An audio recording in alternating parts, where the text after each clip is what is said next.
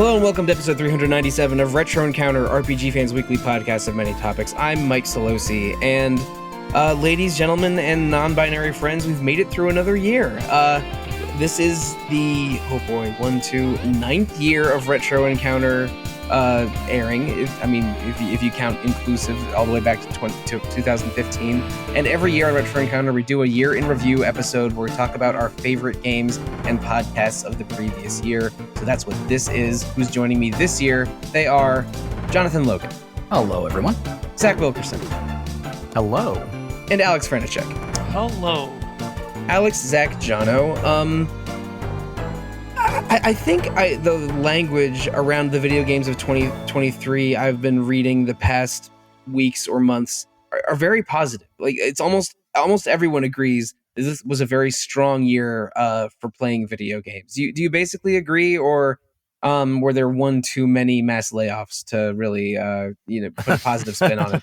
Well, it depends on what you're going for. If you're talking about the releases and the quality of the games that were released, absolutely, this has been a stellar year for games. If you're talking about the industry as a whole, yeah, it's been kind of rough for a lot of people. Yeah, I mean, in terms of the releases, I think it's been absurd. Like, I think that when I think about my own personal game of the year, and I haven't played everything, I haven't played Starfield. It likely never will. Yeah, I mean, like, but Bethesda has convinced me to never ever engage with them again. But my point is, like, there are at least like 4 or 5 games that would have won my game of the year most years, and this year is insane. I think it might be the best year for RPGs ever, and that's saying something because 2017's out there. Yeah, when we did a best year for RPGs episode some time ago, I think 2017 was our number one at the very end. It was also the only one after 2010 in the top 4 or something. But there's a lot of modern classics, a lot of super well-received RPGs in 2023, and I basically agree with that assessment. And my favorite game of the year probably wasn't even an RPG. But yeah. Anyway, do you want to bring something up, John? I was going to say go ahead. I was going to say, one of the things that really makes this year special, and it doesn't have me worried for 2024. I'm sure 2024 is going to be fine.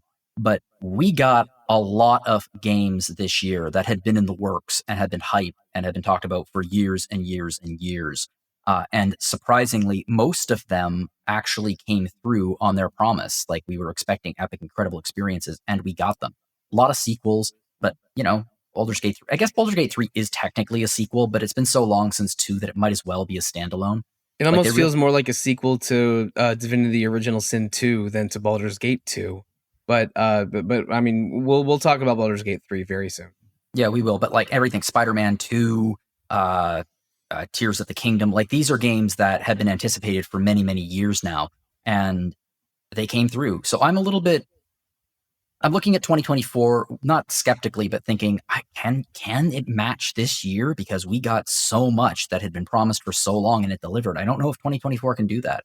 I mean, realistically, 2024 can take a backseat, and I would be happy just to spend some time actually finishing some of these games, because, 2024 is not in the backseat; it's in the trunk. So the backseat is full of all the games from 2023.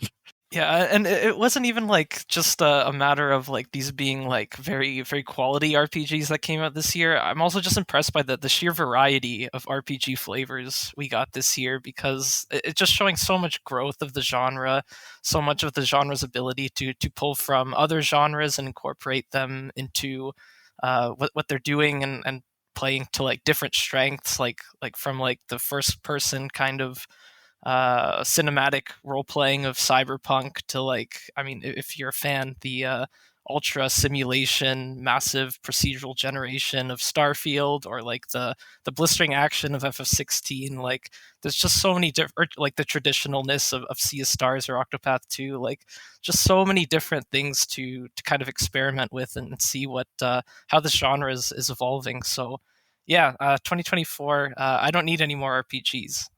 We can take a break for a while. Well, I mean, I've had a glance at our upcoming... And then there's February. I've had a glance at our upcoming most anticipated games of 2024 feature, and let me tell you, it doesn't really slow down, because I mean, the two games I'm looking forward to the most next year both come out they come out in January and February. So I'm gonna like finish playing all my RPGs in 2023. Forgot about April. I did not forget about April, but I'm allowed to. I'm allowed to put Eoden third.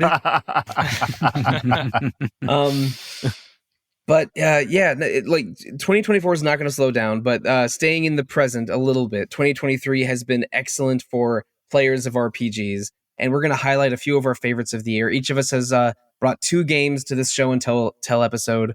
We're going to talk about them in some detail, and then shout out a couple at the end, and then I'll tell you about what the future holds for Retro Encounter. And this is one of our sort of annualized episodes, so it might be a little bit longer than most, but we'll see how it goes so far. Does anyone want to talk about one of their favorite 2023 games first? I can go and get us started with Final Fantasy 16. Just throw it out there. Yeah, exactly. Yeah, exactly. I sort of expected, I guess, to some degree, because I was the one who reviewed Final Fantasy 16, that and it's an interesting experience to review like such a massive game before it releases, and I don't know what the reaction's going to be. But I guess I sort of expected that I might be on the slightly higher end, and I was like, I guess higher on it than most, but people still generally liked it, I guess. But I watched my partner play through the last half of it after all the reviews dropped and the game dropped and everything else. And I've played through a lot of it since then. And I am still convinced after all this time that it is the pinnacle of single player Final Fantasy games. And I know that there's at least one person here that disagrees with me, but I yeah, I know. Yeah. But I feel like the way that 16 blends the action, which is so fun and so smooth and so just delightful to engage with I think the most thoughtful storytelling. I hate to use the word mature because oftentimes that is supplanted with like dark, and I hate when that happens. But like thoughtful storytelling in the side quests, especially in the latter half. But also in the game itself. And it's not perfect. I have plenty of nitpicks with it, which I have delineated on this podcast and other podcasts many times.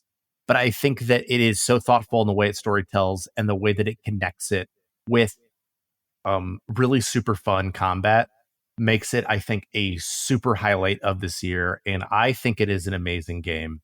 And I love that other people don't agree with that. Honestly, I really do. But I think it's phenomenal. The thing about FF16, and we did a podcast, spoiler casting FF16 a few months ago, Zach, that both you and I were on. I think that it is almost unsurpassed in RPG spectacle. Like, this is a AAA ass RPG. Everything's gorgeous. The character performances are both sort of beautiful and nuanced. I think the dialogue is pretty strong.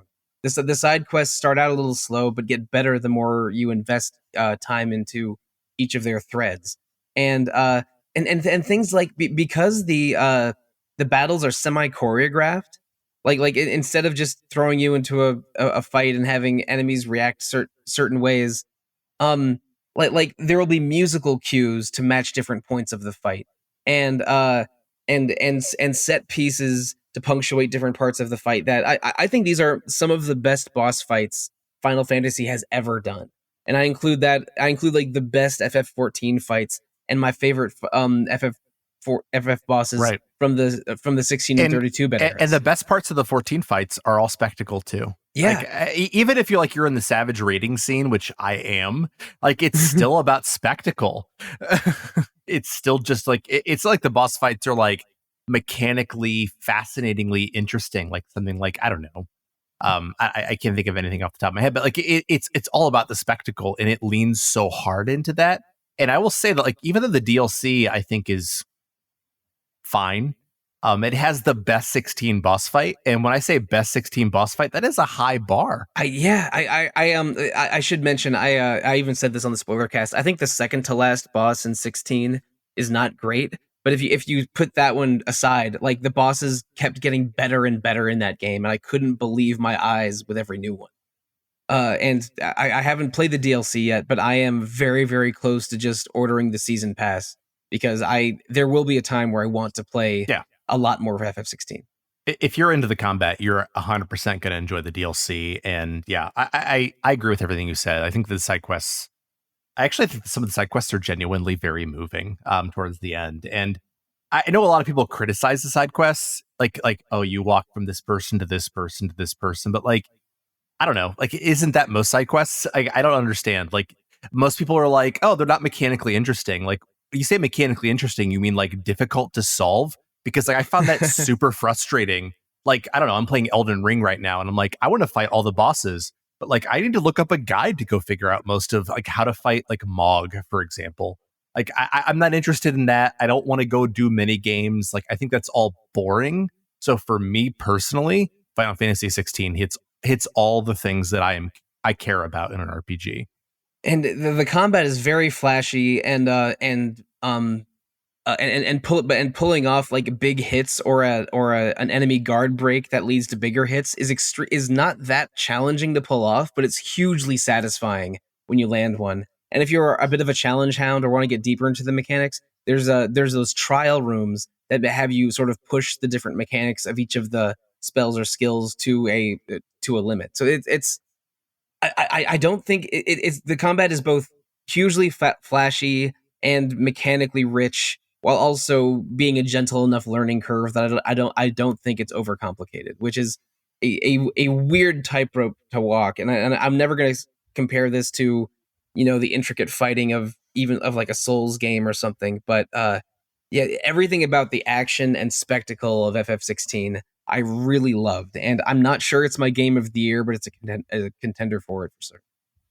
But Aleks, I know that there is a dissenting voice sandwiched between Aleks and I'm sorry, sandwiched between Zach and I's overall praise for FF16. So, what are your overall feelings on?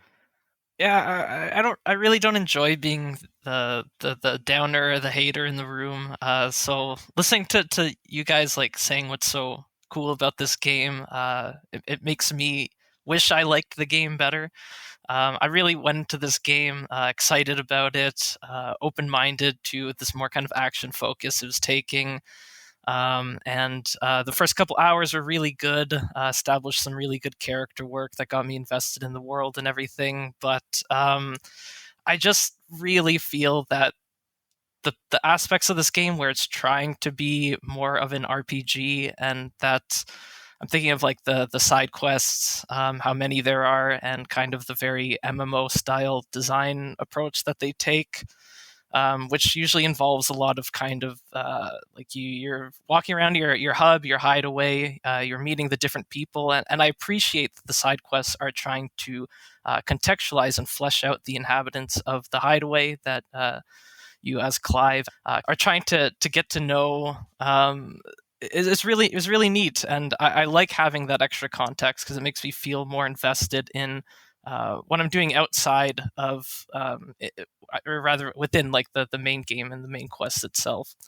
But the fact that ultimately what I was doing with those side quests is fast traveling to different points, I'm not really engaging with the world at all. And just like kind of doing like these basic little battles or kind of picking up like ingredients or something like that and fast traveling back to the hideaway. I didn't feel connected to this game's world the way I have for a lot of previous Final Fantasies, which is honestly probably my biggest criticism of it. And that also extends to kind of the open zone design, as they called it, which is basically, it might as well be like an FF13 corridor like hallway in my opinion, because I never felt really compelled to or rewarded for going off the beaten path of kind of my main quest travel point. So the fact that there are just like these extra bits of space you can feel free to wander around in didn't really do anything to me. It didn't help me connect to the world because there weren't many sights to see that fleshed out the world the way it would in like something like Elden Ring, where you got this again, Elden Ring also has kind of these like open zones rather than like kind of a singular open world space. but they had so much more of an identity in that game compared to FF16. And I feel like that's where I was kind of really starting to feel the disappointment. Yeah. On the other hand, the combat rules, if this was just like a 20 to 30 hour long action game with more narrative elements, I think it would have been incredible. I think it would have been the kind of masterpiece some people see in it. But ultimately, even like with the combat, it took so long to get going. Like, I think for the first 10 hours of this game, I only had like the Phoenix abilities to play around with, and otherwise, basically your comboing is just mashing X.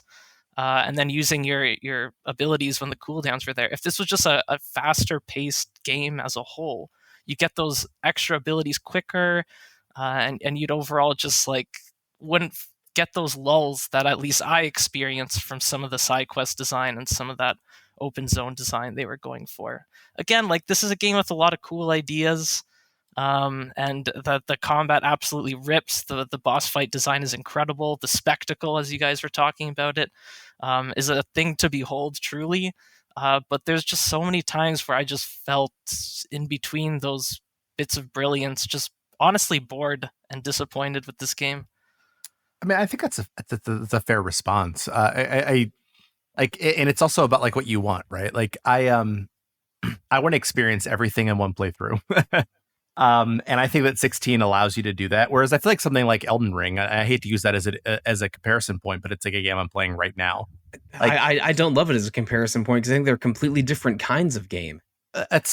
You're not wrong. But I'm using it as a comparison point because I'm talking about like wanting to experience everything without having to look up a guide for it. So that's where I'm coming from. Okay. And I want to experience everything, and 16 allowed me to do that. And also I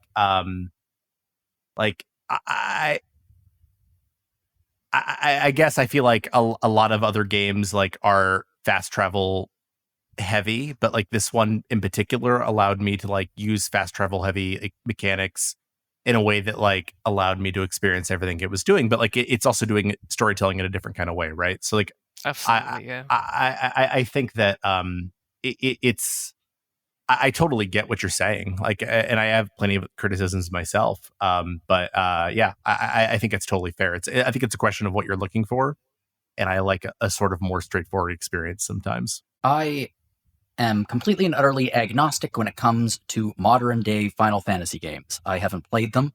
To be honest, I don't have a ton of interest in playing 16. But what I find incredibly fascinating about Final Fantasy 16 is that I feel, I might be wrong about this, and you guys might disagree with me. I feel like Square Enix for the last few years has been trying to push Final Fantasy as a series into more of a crowd-pleasing dynamic, appeal to a wider audience. I don't mean that in a selling out kind of way. I just mean focusing on the action rather than what Dragon Quest is doing, which is really pushing the classic RPG style turn-based combat. And I cannot help but imagine that Square Enix was somewhat disappointed by the reception of Final Fantasy XVI, given how divisive a game it turned out to be for many people. I don't think they were expecting that. I feel like they were probably thinking, we got a crowd pleaser on our hands. Everyone's going to love this. And it turned into an incredibly polarizing title for 2023. Surprisingly so. I think it's only polarizing if you like look at the online reaction. Because this game was critically a pretty big hit, and it sold very well on the PS5 despite only coming out on the PS5.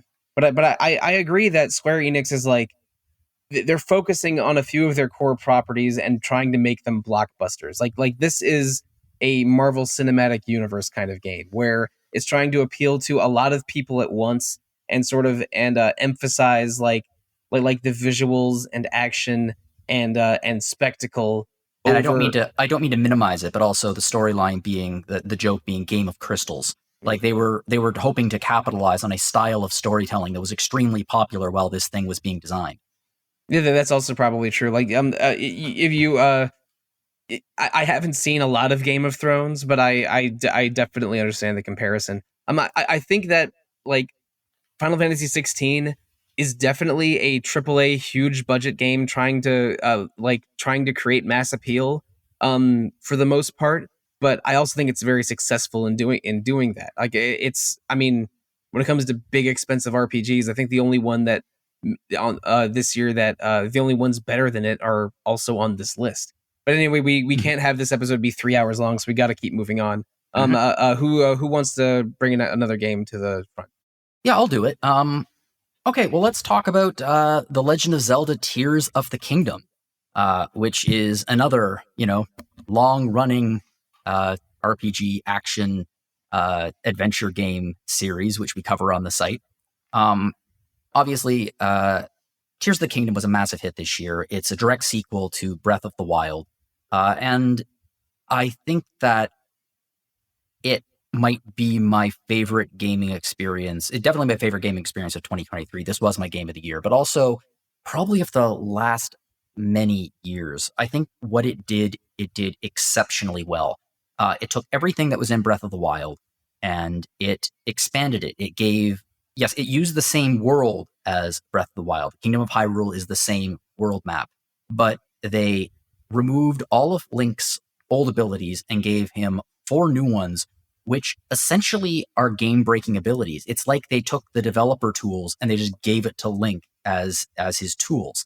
And as such, you have abilities such as you can connect any 2 items in the world together. You can connect any 2 weapons together to make more powerful weapons, or like items to shields, things like that. You can now ascend. You can go through items and ceilings and entire mountains and basically swim up them to come out on the other side. Exceptional levels of gameplay. The characters are terrific. I think it told a much better story than Breath of the Wild. Mm-hmm. Breath of the Wild, in my mind, I said this for years, and I said this in the review. The problem with Breath of the Wild is it very much is the game itself is the after party. Like, it's 100 years after, for anybody else, the game, where this was the big battle. This is the fallout of that battle. Everything that happens in Breath of the Wild is Link picking up the pieces to the disaster that happened 100 years before that we never saw.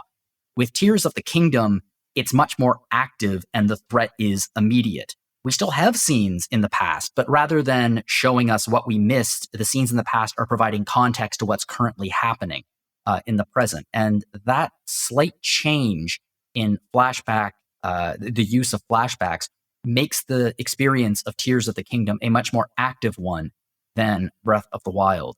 In terms of the graphics, it basically looks like Breath of the Wild. Basically the same graphics, similar styles of music. The music is very sparse, but it comes in at perfect points. It dramatically expands the world. The world of Hyrule is the same, but not only do you have lots of sky islands now that you can explore, you also have a completely a dark world, if you will, underground that is a mirror of the light world above. And it's so big. It is such a big game. I can't remember my exact time. I think it's 120 hours. So is this going to be the second game this episode that we keep comparing to Elden Ring in that regard? I think that Elden Ring is. I haven't played Elden Ring because I'm afraid of Souls-likes.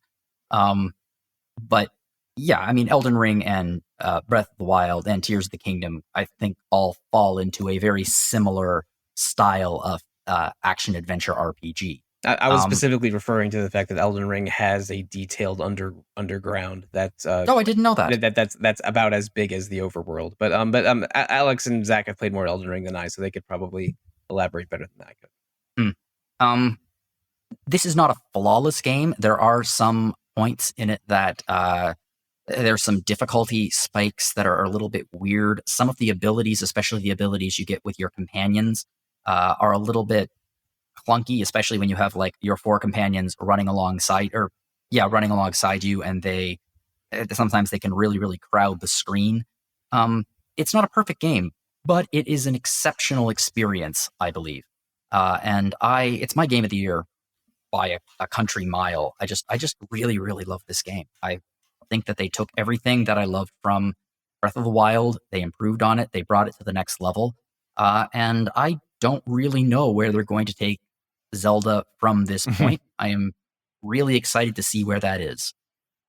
Yeah, it's funny. I haven't played a single solitary moment of Tears of the Kingdom just because I wasn't a huge fan of Breath of the Wild. But I think that one of the things I think is interesting about it is that it outside of like people joking about like, hey, it's like DLC. Like it builds so well in a different way on what Breath of the Wild was. Like you think about like Breath of the Wild was, it's all about exploration and just like, hey, you can like, you want to jump up that mountain, you go do that.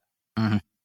And it gives you the tools to do even more of that. And I think that even though like I know that Breath of the Wild and Tears of the Kingdom are not necessarily my thing, like I think that it's so remarkable in that it finds a way to like see what something did well and build on that, like literally in this case, in a really fascinating way. And I think that gosh, it's amazing to me that like in any other year, I feel like Tears of the Kingdom is such a remarkable achievement that it would be like this is clearly our game of the year. Whereas here, it's a little more challenging, and I think that your review did a remarkable job of capturing what the game is based on what I've seen of it. And yeah, it's just like such a cool thing. It's going to be an interesting, like games of the year are starting to come out. Ours is coming out in a few weeks. And it's going to be, I think it's going to be for the first time in a long time, different from almost every outlet. Like there are so many choices of games of the year this year that are completely and utterly legitimate. And incidentally, when I say Tears of the Kingdom is my game of the year, that's not me saying that it's the best game of the year because I haven't played everything this year. But I have trouble imagining that any experience would eclipse it in terms of what it did to me as I was playing. Yeah, I had a pretty interesting experience with Tears of the Kingdom because there were like as a whole, like it's an absolutely brilliant game that is mechanically such a fun playground, and so many of the other reasons that you already highlighted, Jono, is just goes to show like what a creative and rewarding game this is. But I did have a bit of a love-hate relationship with it, at least at first, because I was like a huge Breath of the Wild fan, and I think some of my most memorable experiences from Breath of the Wild were just kind of taking my time, going through the world, drinking in the aesthetics, feeling like Link's feet pattering on the grass or climbing up a mountain just to like get a better vantage point of the world and see where I can glide. It was just like such a unique experience from that kind of purely exploratory standpoint, and I think that's what really stood out about that game for me. I like, speaking of like fast traveling, I feel like I hardly fast traveled in Breath of the Wild at all because just the way the world was designed, it didn't feel necessary, and like none of the story or side quest design necessarily necessitated it, at least for the most part. With Tears of the Kingdom, I felt that kind of grounded relationship with the world was just kind of thrown out the window because of those like basically game breaking tools that the game gives you.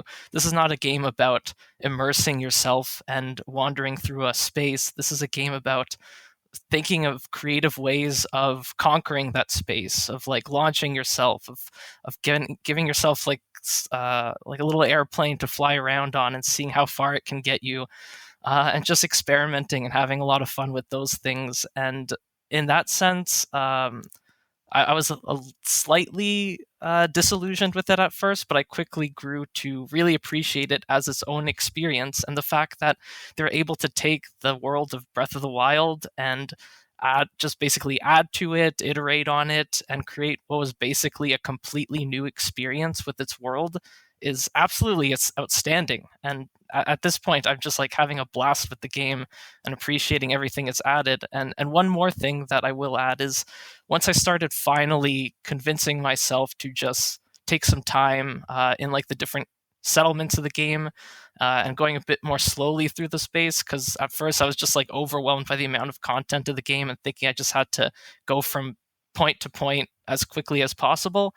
But there's so much that they added just in terms of like little NPCs interactions that you'll discover and rediscover. You'll like see someone again on like the other side of the map, or you'll be like going through one of the towns and you'll discover like a lot of like individuality to like the NPCs, and also you'll discover like quests that you don't even get like quest notifications for.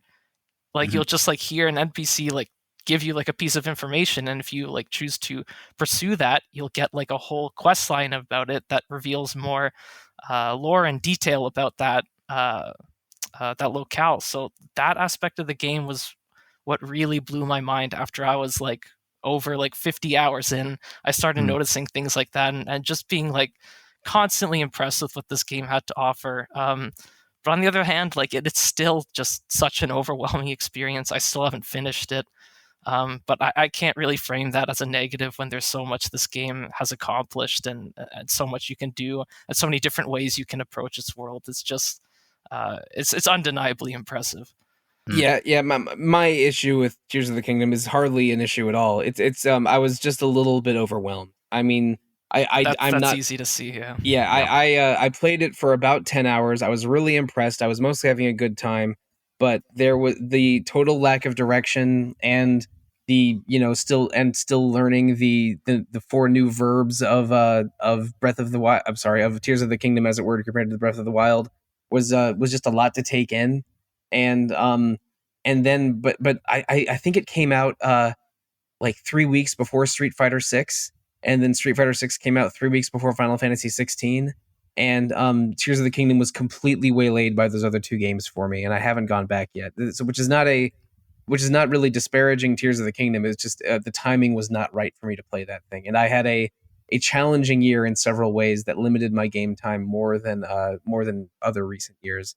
So unfortunately, I had to put Tears of the Kingdom on the side a little bit, but that's not to call it anything less than excellent. I totally understand all the praise, totally enjoyed most of what I played, but I just at times I couldn't handle it, so it's on the back burner for me, but I will get back to it eventually. I'm confident about that.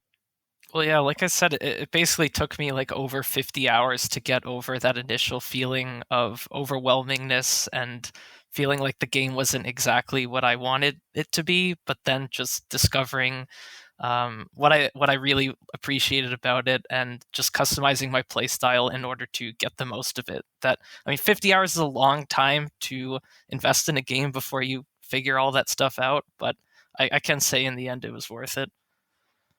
The last thing I want to say about this, about Tears of the Kingdom, is there were some incredible games in terms of the technical achievements that these games have pulled off this year in terms of the graphics.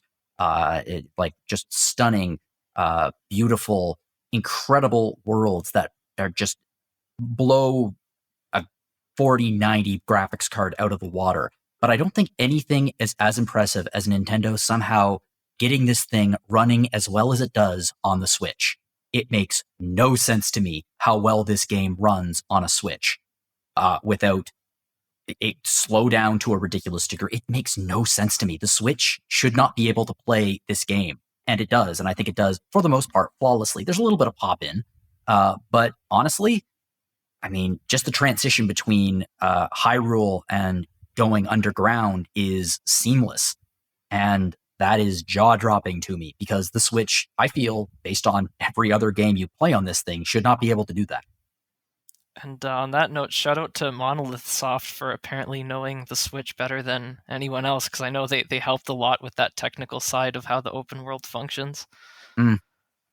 It's quite incredible to me just how I forgot I was playing it on a Switch. I think this would be a remarkable closing chapter for the aging Switch hardware. I think this would be a great game as Nintendo's final word for this console. I do not know if it will be, but I feel like it would be a perfect final word for the Switch. I mean, yes, but there's rumors of a Super Switch on the horizon, but we don't have anything concrete enough to report on, I think.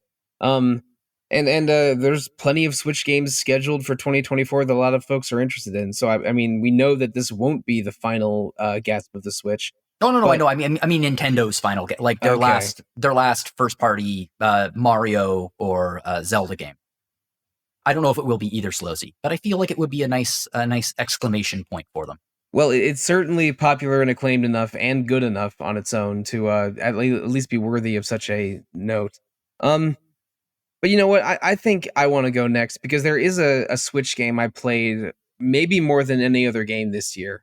Because I invested something like 65 or 70 hours into Octopath Traveler 2.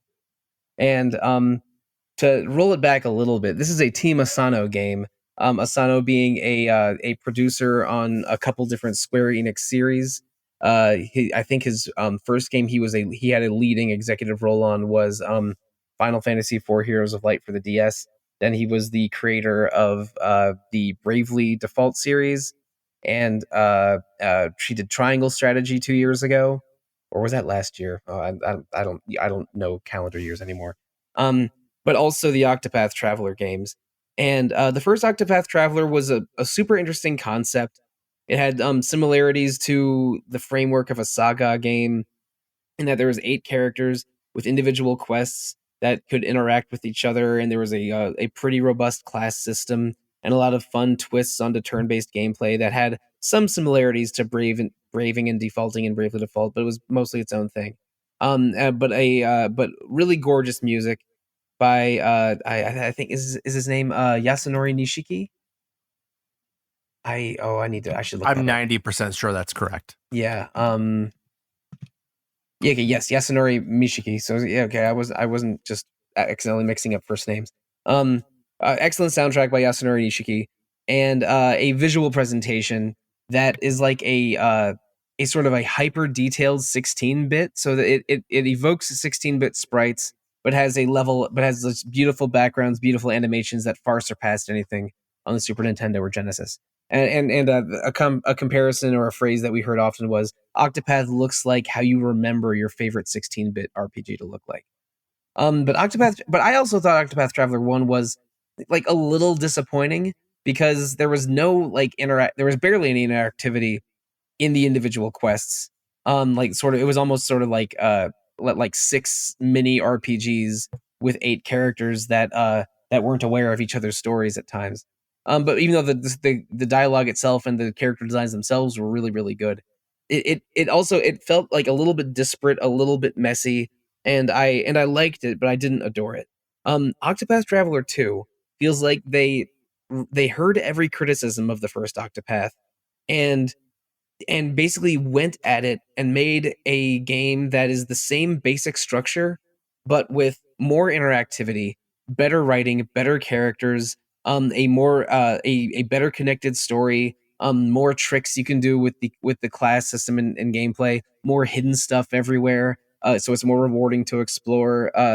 More path actions. So just in town talking to NPCs, you can do everything from rob them blind to charm them to fight them to learn techniques from them. They basically gave you everything. Octopath Traveler 2 has everything the first one does, but with a better story, more interconnectedness, and just more of everything that was good about the first one. Like it is almost a platonic ideal of a sequel for how it takes a concept and just brings everything that was good about that concept up multiple levels. I'm not sure what my favorite part of Octopath Traveler 2 is, because there's so many parts I like that I don't know what to talk about first.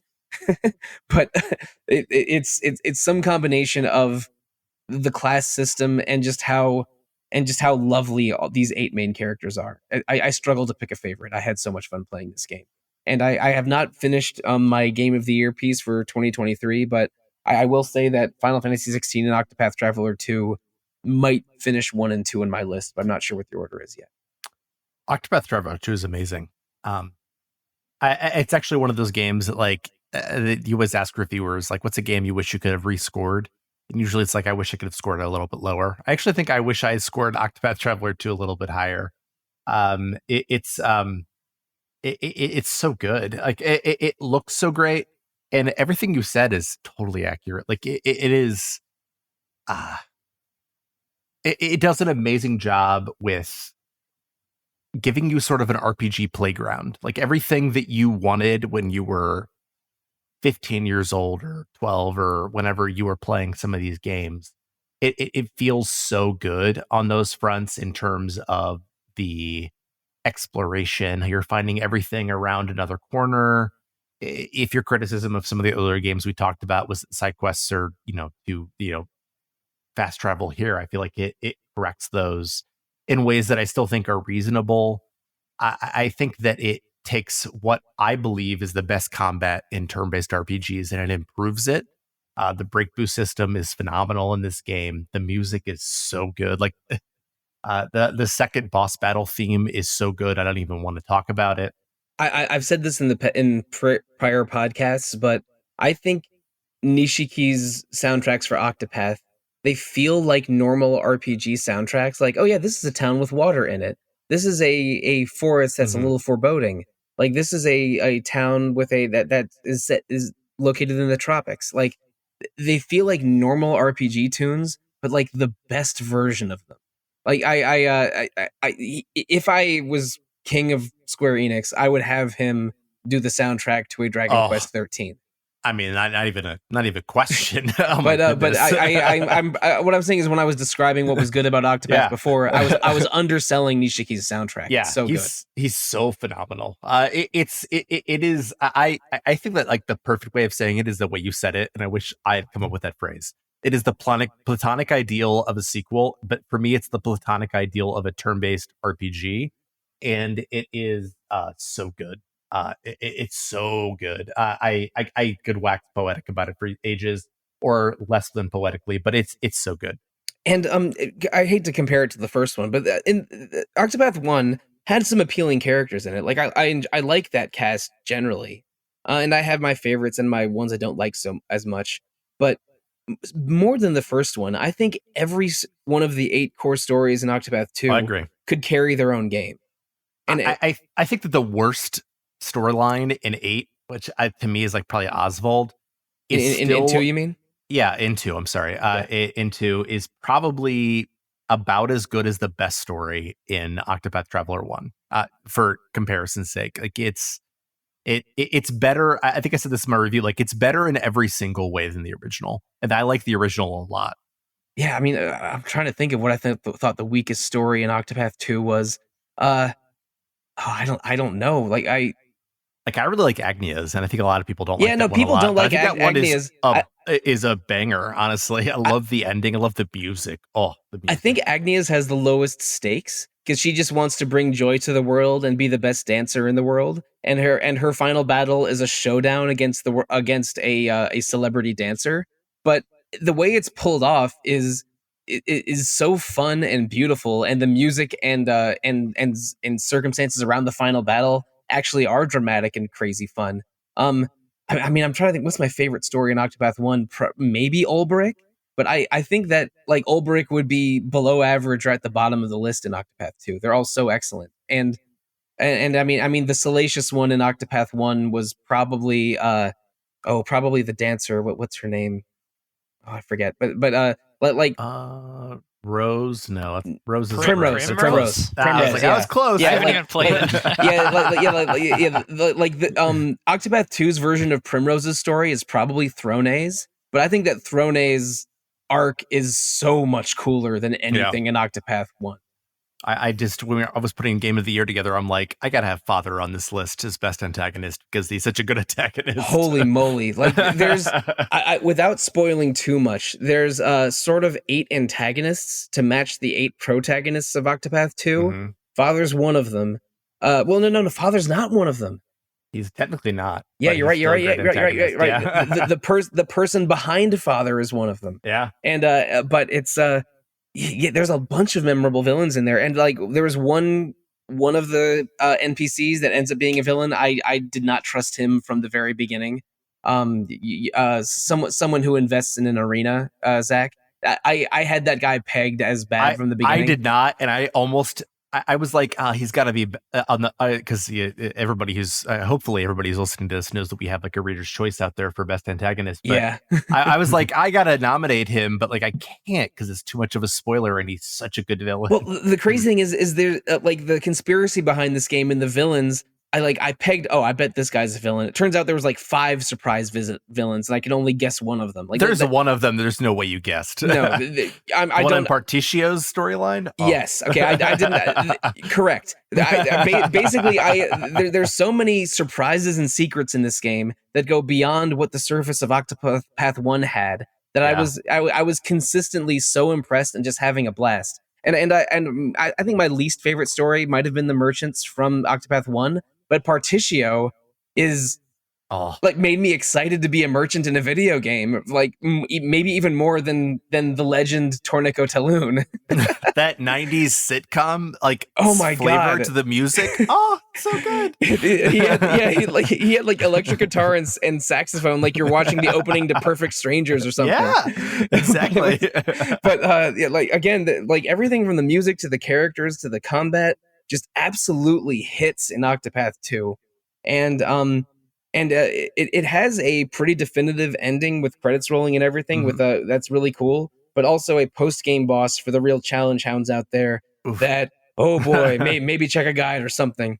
So definitely don't do what I did and put a whole spreadsheet together because there were no guides out yet. But anyway, you don't have to play the first one. The Octopath Traveler 2 it might be better if you don't. Yeah, maybe. I mean, like if you play this one first, it'll be hard to go back to the first one. Is the only disadvantage. But Octopath Traveler 2 is, I think it's the best Team Asano game, and I say this as a bit of a fanboy of the Bravely games. I wrote 2 of the Bravely reviews on RPG Fan, and I've only written like 6 reviews ever on RPG Fan. But this might be that subgroup within Square Enix's best game, and I wholeheartedly recommend it to the entire audience. Zach, it's funny that you mentioned that, the review that you wish you could go back to and change the score, because I'm looking at my Octopath Traveler 1 review and I'm looking at him like 84. You coward. I did not enjoy Octopath Traveler 1. I certainly didn't enjoy it to an 84. More than any other game in, when did I review this? 2019. I think this might have been the biggest disappointment for me. And I cannot think of another game that I have played while I was playing it that I desperately wanted to like it more than I did.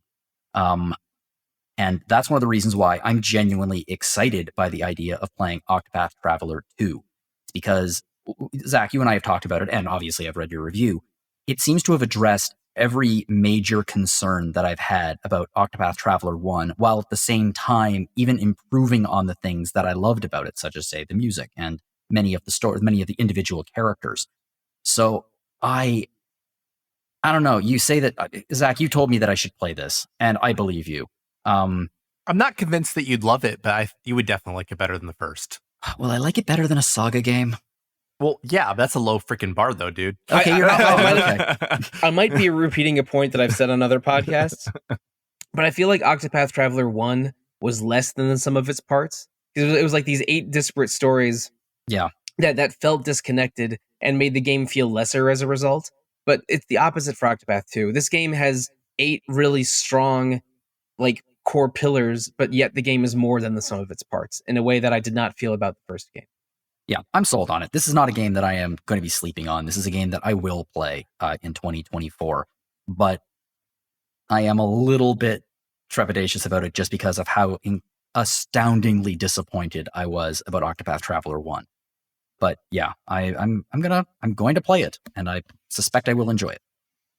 Yeah, the more I hear about the game, the more I am just burning with anticipation to play it, because I haven't played the first one either. But just every time I hear like people talking about this game, I pick up on something that just like is genuinely surprising and is something I would not expect the game to have, just based on like my general understanding of it as kind of like this nostalgic return to the RPGs of the 90s. But even just like hearing about things like the path actions and how they infuse the game with kind of this more like emergent, almost tabletop-y kind of gameplay is just like, it does. I gotta see how that looks in a Japanese RPG, because that sounds amazing. It's so consistent too. Like there's so many ways you can play around with it in the day-night cycle in this game. Like it's like a playground. Like you just like play around with it constantly, and it's just like super fun. Like in Octopath 1, like I feel like I was cheesing it a lot of the time. I was like, oh, I want this axe. I'm gonna go reload this to get this 3% roll right. But here it's just fun. It's great. It's so fun. Great game. All right. Well, we've said a lot about Octopath Traveler 2, and Zach, Jono, and I have each talked about one game on our list. Alex, that means it's your turn. Where are we going next for our 2023 year in review episode? You could even say we're ongoing. Yeah, so Sorry. we're going from retro and nostalgic return to as modern as it gets. So my personal pick for game of the year is an expansion, and it's something that if you told me this was going to be my game of the year at the beginning of this year when I first played Cyberpunk 2077, I wouldn't have believed you.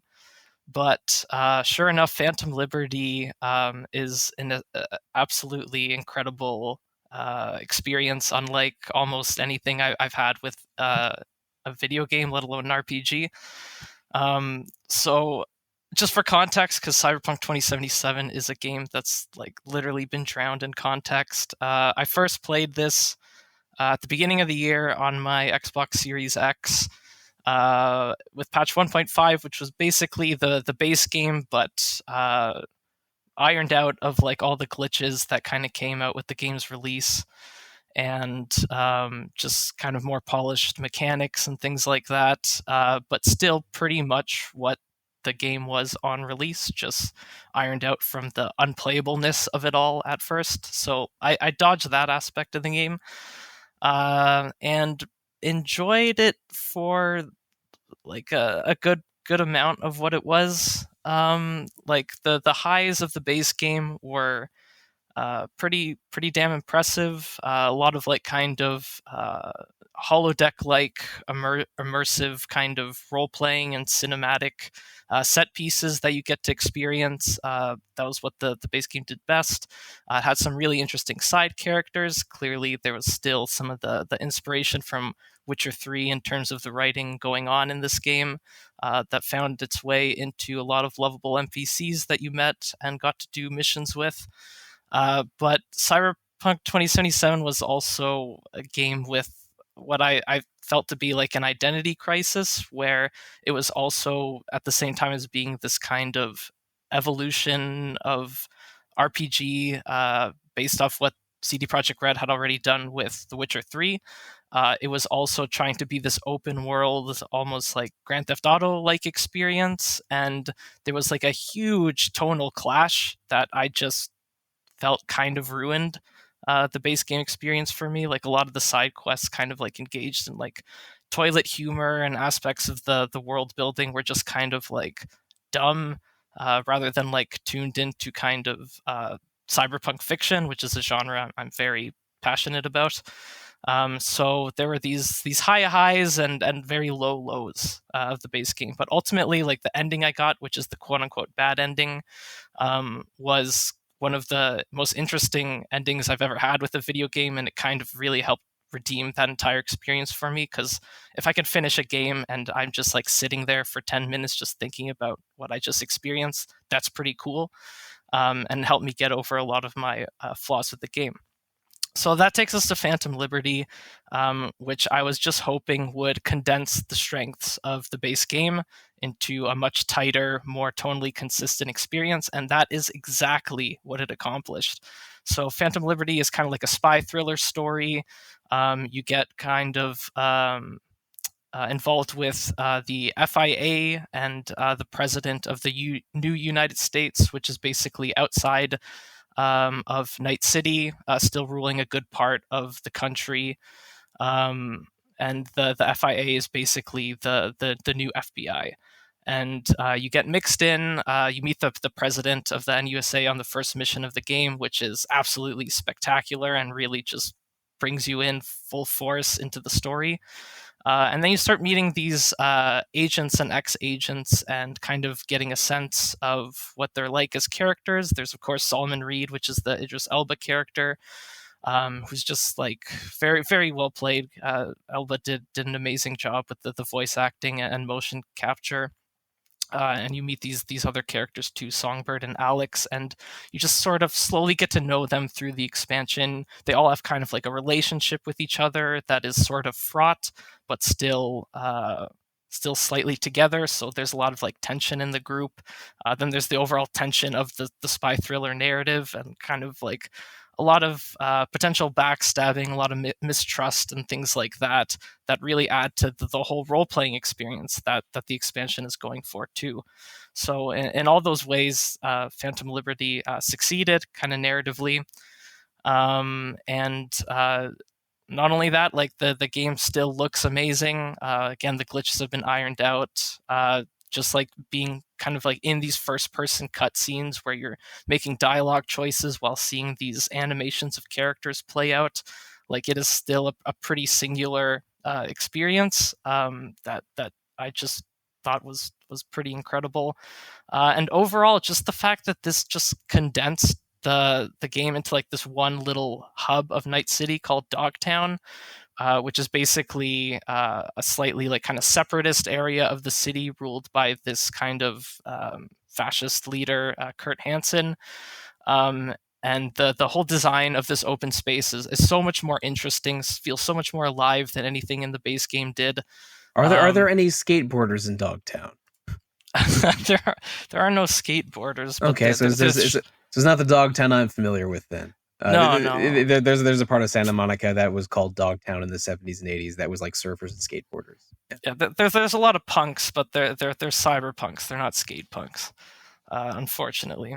But yeah, Dogtown was a great little area to just kind of walk around in, and I wasn't feeling like I was just using my vehicle to get from mission to mission like I was in the base game. It actually felt alive. I felt motivated to just explore it for what it was.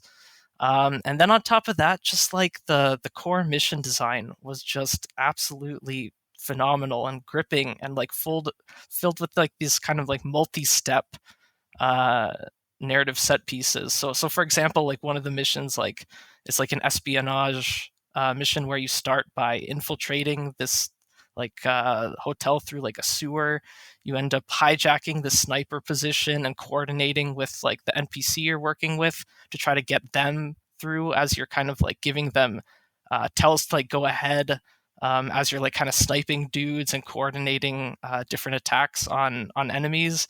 And then you end up getting into this party after doing like a costume change, and you just have like this more social role-playing experience where you have to like gamble and you meet new characters. And it's just like the fact that those three different flavors are all captured in like 1 hour of gameplay is just like chef's kiss. Like that is what I want.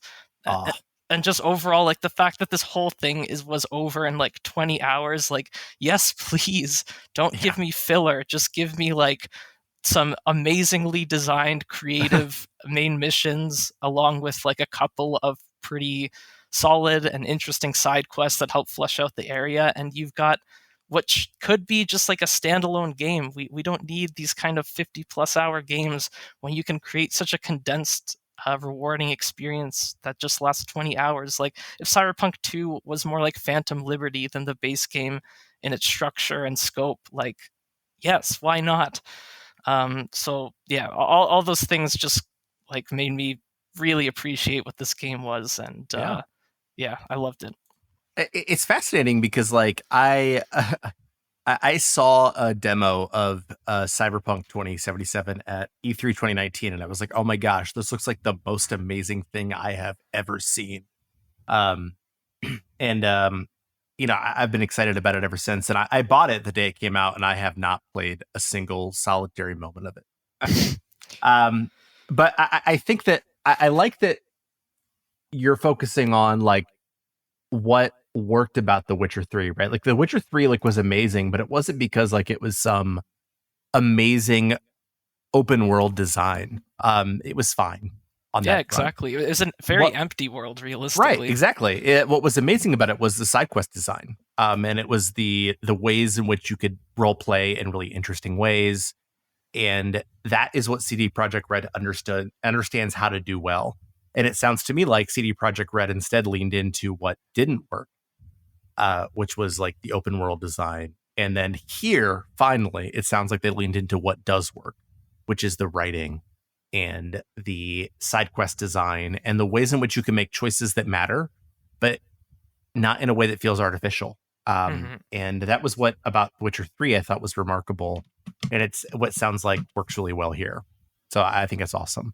Yeah, the fact that like you could be in like just having conversations with the different kind of main players in this story, and even if you're making like very like minor inconsequential dialogue choices, but they still feel very meaningful just knowing the context of these NPCs' relationship to each other and like your specific moment in that story scene. That is just like incredible. I felt like I was just constantly engaged by the writing and the ways the scenes were animated with all the amazing detail they put into the character work. Just really, really good stuff. A few weeks ago on Random, we had a really interesting conversation about redemption arcs in video games, games that are released and they are critically panned or disappointing in some way, and how the developer works on them and redeems them. I'm not going to reiterate that conversation here. It's on the Super Mario RPG episode if anyone's curious. But I will say that there's a reason why Cyberpunk, to many people going, well, there's a reason why it won Best Ongoing Game, is because the game has actually been undergoing development since it was released to make it into the game that they promised it would be. The fact that they've apparently reached that point, not just with Phantom Liberty, but also with the version 2.0, is, I think, kind of a remarkable achievement, and I think has saved... CD Projekt Red was badly hurt by the initial release of Cyberpunk 2077. And I am actually genuinely impressed with the time, energy, resources, everything they put into this game to get it to the point where they delivered the game that they, promised years and years and years ago. And I feel that there are other companies, such as Bethesda with Starfield, that could and should pay attention to what they did and emulate that.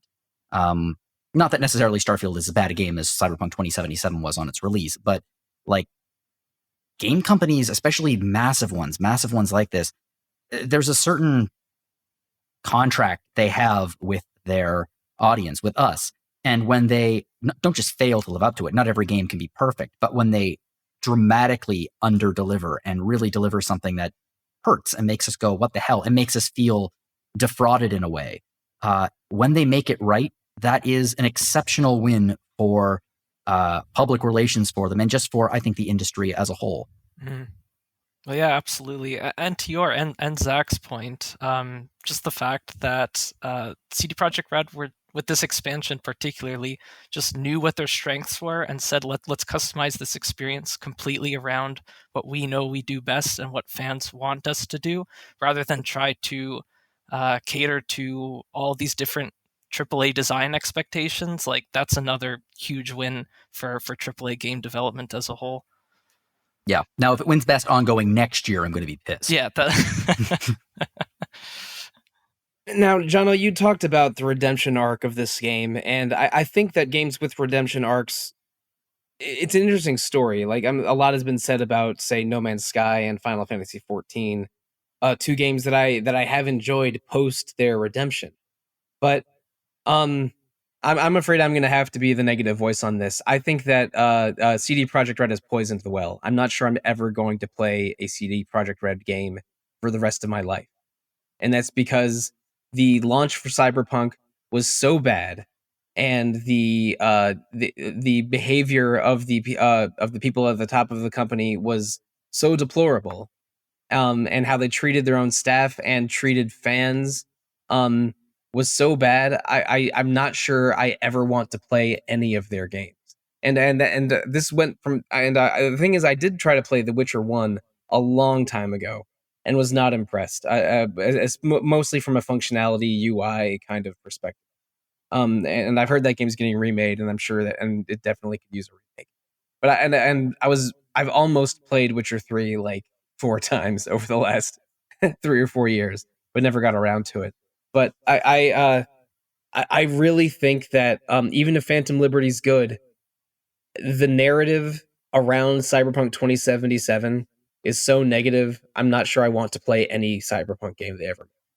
And I know that's my own stubbornness and talking, and it's probably not fair to to Phantom Liberty in a vacuum, but it will take a huge amount of convincing for me to ever try Cyberpunk, and maybe even some convincing for me to convince me to go back and try The Witcher 3, which I'm considerably closer to trying than Cyberpunk. But as much as this is a good redemption story, I think that there is still some negativity around that initial launch, because I can't be the only person that there will be forever.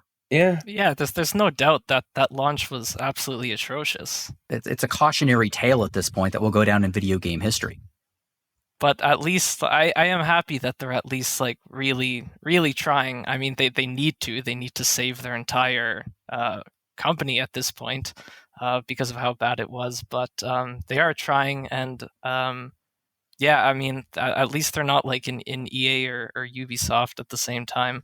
Yeah, because EA or Ubisoft would never have would never have invested the resources that were required to make this into the game it is now. Yeah, like exactly. That just never would have happened.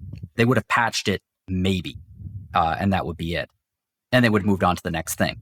But to be fair though, Ubisoft does have the ability to do that because they are such a massive studio with so many different parts. CD Projekt Red had everything riding on Cyberpunk 2077. A failure for Cyberpunk 2077 would have been and was almost calamitous for the company. So they had to do this. And the fact that they pulled it off is something to... You're right, Sollosi, you're right. It's not something to celebrate. I think it's something to be almost relieved over. Yeah. And I like that they took responsibility for releasing a shitty product, and they said, we're gonna fix it. And then they did. It's bare minimum that you can expect, but I like that they actually delivered that. I think a lot of other companies would never have done that in a million years. That might be true. Does not make me any closer to playing it. I am completely understand. My feeling on them is like your feeling on I don't know, on like what if Bethesda remade Earthbound? That's like you approaching that game is how I might approach Cyberpunk. I'm just thinking about Earthbound characters with weird faces and bulging eyes. It actually kind of fits the aesthetic of Earthbound, doesn't it? That's pretty good. Yeah. Oh God, Earthbound or Fallout 76. That is a choice I'm glad I don't need to goodness. Gosh, I have so many things to say that we'll say none of them. Let's keep going. Let's move away from that. Let's move away from all this. I mean, like Cyberpunk 2077 is about a game set in the future that also completed a bit of a redemption arc. But I think maybe it's time to move on to a different sort of future redeem. What say you, Zach? I'm sorry, Zach. That was spectacular. A good transition. I want everybody who's listening to stop and marvel. That was beautiful. Which is funny because it takes place in the past, sort of. I don't know. What's interesting is I feel like this year I have, for whatever reason, just sort of played a lot of DLC for major JRPG releases. I've played 16s. I've played Tales of Arise. Don't 0 out of 10 would not recommend, even though I get him a 65. But Xenoblade and Monolith, we've talked about how Monolith understands how to use the Switch already.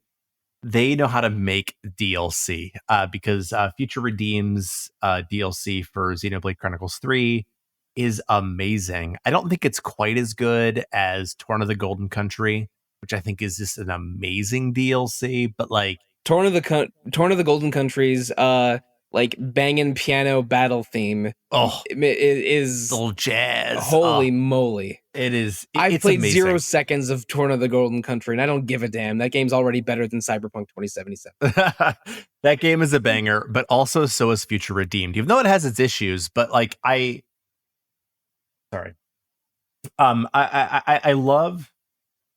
love Future Redeemed. So if you've played Xenoblade Chronicles 3, you know that it's an amazing JRPG. It hits all the markers. It has some high highs, end of chapter 5, beginning of chapter 6. best JRPG moments ever. And Future Redeemed never quite hits those same markers, but it manages to be like sort of a culmination of the series. It has characters in your party from Xenoblade 1. It has characters in your parties from Xenoblade 2. And I'll just say Xenoblade 2 because everybody knows Rex is in it, and Rex is the best character in this game by far. And anybody who doesn't like Rex in the original Xenoblade 2 needs to like realize that he's 15 and he's like a banger. He's like a banger in this game, and he's awesome. And also, if you control him, you will obliterate the entire game.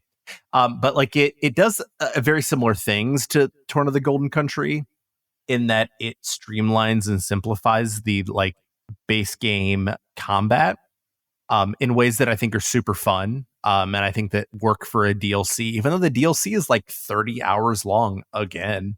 And it shames every other company in terms of DLC, except for maybe, I hate to say this, but it's the truth, CD Projekt Red. It shames every other company in terms of DLC because it provides a whole new story. It provides a whole new cast of characters. It literally provides a culmination of not even just the 3 Xenoblade games. Like it pulls in elements from the other Xeno games as well, in very explicit ways. And it also provides a ton of new characters that are super fun to play around with. Like there are some that are sort of underdeveloped, and I wish it was a little bit longer. Actually, it could have been its own game, and I would have played the hell out of it. But it's so good, and it's so fun to play with. And they add some things in like an almost chained echoes like ability to like every time you complete like a little objective, it gets you some points, and the RPG lover in me loves that. It is one of the best DLCs I've ever played for one of the best games I've ever played. And I absolutely love Future Redeemed, and I want more Xenoblade tomorrow, which I think might actually happen because Monolith Soft is on like a different development cycle than everybody else. They just release things so much faster than everyone else. And they're such a good studio, and I love the DLC. Now, I'm someone who loves Xenoblade Chronicles 1, has tried 2 a couple times, but fell off it a couple times. And I am really, really interested in playing Xenoblade 3. I think that's going to be on my 2024 list of targets. You said this is a culmination. Should you really have played Xenoblade Chronicles 1, 2, and possibly Cross before playing this one? Cross is totally unnecessary. I would say to play Xenoblade Chronicles 3, you really don't need to have played the first 2. Like there are elements of it that make it better. Right. But like Future Redeemed, I'll be honest, like it is an inferior experience if you haven't played the first 2. It is definitely like let's put like a cherry on top of this whole series. And if you've played them all, like they all interconnect in ways that I won't spoil. But like you can still enjoy the narratives of 1, 2, and 3, I think, without, and even like Torna as well, without having played like the others in the series. But here, I think like you need to have played all 3 to fully enjoy what it is. So I think you can play Xenoblade Chronicles 3 without having played the first 2 or the second one in your case. But like to play this, like Rex is the growth of Rex is the most satisfying part of Xenoblade Chronicles 3, the Future Redeemed, and without having played 2, I don't think you get that. Interesting. Now, okay. I suspect that you might be the only person here that's played Future Redeemed, Zach, and for that I apologize. But I will say that Xenoblade Chronicles 3 is probably going to be my holiday break game, so I'm finally going to get around to at least the base game. Yeah, have you played Xenoblade Chronicles 1 and 2, Alex? I played the first one, yeah, and enjoyed it quite a bit. I'm excited to see what's different with 3. I didn't love every aspect of 1. I thought it dragged on a little bit, but the peaks of it were absolutely phenomenal. The peaks of 3 are in high, so yeah, awesome. I have all of the Xenoblade games set up for alerts in NT deals to give me a heads up when they are on sale. That is my experience with the Xenoblade Chronicles games. So I have nothing to add to this except for the fact that, yeah, they're on my backlog. I just need to buy them first. Yeah, that's weird. I was checking my deal tracker software, and I can't find Future Redeemed. Maybe it has a slightly confusing listing. But yeah, I do own Xenoblade 3, and I'm really excited to eventually get to it. I don't know exactly when that'll happen, but it's on the short list. In part because it was so positively received by RPG fan. Was it our game of the year last year? It was. Yeah, yeah. And I think it's because well, I mean, 2022 was a pretty good video game year. I mean, that was Elden Ring's year for one. Yeah. But the voices that love Xenoblade Chronicles 3 really love Xenoblade Chronicles 3, and it's certainly earned. And if even this, after playing Elden Ring, I would still pick Xenoblade 3 for the record. So cool. Yeah. And if this DLC is standalone and brings together the casts of 1, 2, and 3, then it sounds like incredibly rewarding for fans. Yeah, it is absolutely. Like you need to have played all. I guess Torna is the only thing that isn't totally necessary, but Torna is so good. Like, don't skip it. Like you really need to have played 1, 2, and 3 to get the full experience of Future Redeemed, which is the only real negative I can think of, except for like that, and it's too short. And there are some characters who I wish had more time in the spotlight. Yeah, I mean, if your biggest complaint that you wish there was a little bit more, then that's about as generous a complaint you can offer, right? That is a true story. Excellent game. Like fun. This was 30 hours. It could have been 60. Yep, it's actually true in this case. Yeah. But I mean, we might as well still remain in the future after discussing Cyberpunk and Xenoblade. Jana, what do you think about a sort of a more idealist future where a man boldly goes where no man has gone before? Oh, a utopian future, as it was. Okay, well, first I want to preface this by saying Star Trek Resurgence is by no means a game of the year for me. What I would actually like to talk about is Like a Dragon Machine. However, Sollosi, you and I actually talked about it for 2+ hours on a 2-parter episode of Retro Encounter earlier in the year. We might talk about it briefly in a few minutes anyway. So I thought I would put a spotlight on an experience that I had in 2023 that was by no means Game of the Year material, but I really, really enjoyed. And that was Star Trek Resurgence. So there are a number of Star Trek games. Sollosi has incredibly generously given me Retro Encounter 2 full episodes where I got to geek out about 2 classic Star Trek adventure games. And since that point, we really haven't had a lot of Star Trek adventure games. They've been in a variety of different genres. But some folks who used to work for Telltale decided they got together and they got the license, and they decided to do a brand new Star Trek game, brand new ship, brand new crew, brand new story that picked up on some of the threads from early seasons of Star Trek: The Next Generation. And that was Star Trek Resurgence. It's a Telltale style adventure game. That's what I got to say about it. It has the same style, the same look about it. This game is not a looker. I swear to God, graphically speaking, you look at it and you're like, oh, this could be on PlayStation 3.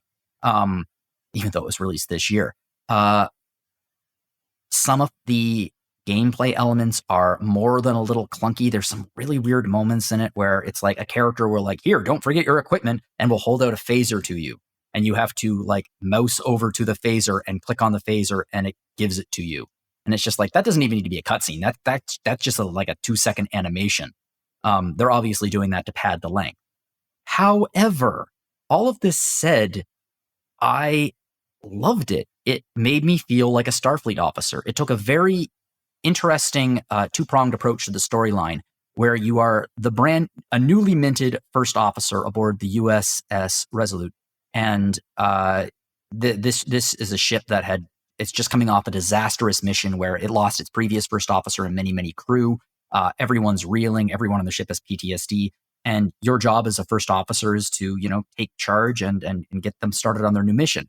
And then your second playable character is a lower decks style enlisted crewman who is a bit of an engineering prodigy. And because of this, you get both sides of the Star Trek experience. You're on the bridge, you're in the room, you're doing diplomatic things. And then at the same time, you have the other character who is in the engine room and has a tricorder and is figuring out engineering puzzles and is working on the transporters and things like that. And it's a fascinating way to give you the entirety of the Star Trek experience. The storyline, aside from some little obvious things, really, really good, really well acted characters. And the thing about this game is it genuinely makes you feel like you're a Starfleet officer. It feels like a Star Trek story. I have a mixed opinion about many of the Star Trek television shows that have come out over the last few years. Strange New Worlds is genius. Lower Decks is hilarious. I dislike Discovery. Star Trek Prodigy is a great cartoon show for kids. This is in my upper range as a fantastic Star Trek product that's came out in the last few years. Clearly, they were working under a time limit with some restrictions on them in terms of money, because the game does not look particularly good. But it feels like Star Trek. It feels more like Star Trek than a lot of Star Trek things have in the last few years. And I think it delivers a really fascinating story that if you are a Trek fan, it's well worth a play. Like I said, this is not a game of the year, folks. Not even close. This is a Telltale style game that could have easily come out on the PlayStation 3. But if it did come out on the PlayStation 3 in the Telltale era, I would have played the hell out of it and I would have enjoyed it just as much as I did now. So yeah, your mileage may vary. If you're not a Star Trek fan, I don't overly recommend it because the aesthetic, the situations, the backstory, everything is Star Trek. But if you do like Star Trek and you are a big fan of The Next Generation, I think that you should give this game a shot. I think it's flown under the radar for a lot of folks. It was not incredibly highly reviewed. Audra reviewed it for us. She very much enjoyed it. I think we have an interview on the site with the writers too, which was really, really cool. So yeah, if you like Star Trek, I think this is a game you should download this year, and I think you'll really enjoy it. It's not going to take you 30, 40 hours to play it. I think I'm at about 10 hours of playtime by the end of it, but very enjoyable time. I'm going to walk away with fond memories of this game. Am I the only Star Trek fan here? Maybe. I mean, I've seen fewer than 10 episodes of any of the shows. Yes, I know. We've talked about this with Rick. I've seen the full run of the OG. I like Star Trek, but it's just not like a thing that I super invest in. I'm more of a Doctor Who guy, I guess. So yeah, I am too. Well, I'm not more of a Doctor Who guy. I'm equally a Doctor Who guy. Well, I mean, my Star Trek and my Star Wars and my Doctor Who is Mass Effect, but we've already talked about that that series plenty of times on Retro Encounter. And it's true that I'm not a Star Trek guy. I enjoy most of the Star Trek things that I've seen, and I do like Telltale style adventure games. But I'm not sure if I'm more likely to jump into this one because I have my lack of Star Trek background, as opposed to something like The Expanse or Wolf Among Us 2, which allegedly is coming out in 2024. Yeah, hang off for Wolf Among Us 2. I think that's a little bit more your speed, Sollosi. Yeah, that one is definitely my speed. The Expanse is also excellent. Yeah, I've heard good things about The Expanse. I'm super interested in Wolf Among Us 2. I have a couple unplayed Telltale games in my backlog, including season 2 of Walking Dead, and I quite enjoyed season 1 of Walking Dead, Telltale's Walking Dead, that is. So there's that this is good Star Trek content and matches classic Telltale games is very positive to me. But because of my lack of Star Trek experience, I'm not sure this one is as high on my list to try as Xenoblade 3. I do not disagree with you. If someone is not a Star Trek fan, I do not recommend this game to them. If someone is a Star Trek fan, I think they should play it. It's not that long, and you're going to get a really good Star Trek story out of it. Oh, okay. Well, if we're moving on, this one's almost too easy. I mean, if the Starship Enterprise is a ship navigating a star ocean, as it were, maybe we can talk about a more literal sea of stars. No, I'm not talking about Star Ocean. Second Story R. I still haven't played that, but I did play the acclaimed indie RPG Sea of Stars, which is, I would say, a 16 or 32-bit styled sprite work RPG that has been in development for several years, and it's made by the same team that made The Messenger, which was a 2D action / kind of a 2D Metroidvania game. It came out some years ago, but it's a distant prequel to The Messenger, and I've only noticed one connection between the games, where you basically, sorry if this is a spoiler, you encounter a monster, it escapes through a portal, and it's implied that monster is a key villain in The Messenger. Is the connection that I noticed. There are a couple of zones that are almost exactly reproduced, which is actually really interesting. Yeah. Okay, Like the snow mountain area is almost exactly the same. I played the Messenger after I played Sea of Stars, even though I thought Sea of Stars was pretty good. So yeah, there are some areas that are similar. That's cool, and also I think the Archivist teleports you to that snowy mountain. I believe so. So it is like it's sort of separated from the world map of Sea of Stars. That's super interesting. But rolling back to sort of what Sea of Stars is it's an RPG that I think clearly draws inspirations, maybe the most tightly from Chrono Trigger and Lunar, because it has enemies visible in the field as you encounter them, like Chrono Trigger. It has attacks with dual techs and area of effects that are resembling of Chrono Trigger. The sort of the setup of sort of the very diverse cast and the sort of dynamic between the male and female main character remind me of a Lunar or a Chrono Trigger, even though it's a little bit less romantic than Lunar. Um, which, but the thing about Sea of Stars is it got so much acclaim and so much hype. A lot of people were really, really looking forward to this game, and RPG Fans Reviewer gave it a really high score.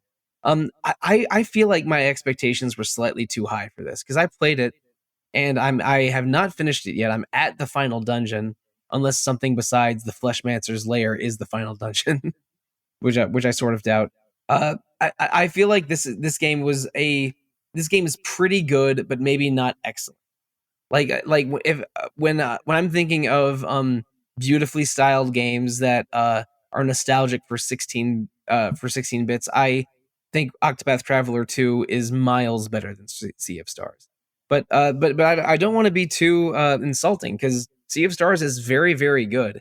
It has a really intriguing setup. There's these two characters who are sort of destined to save the world. They're called Eclipse Warriors, I think.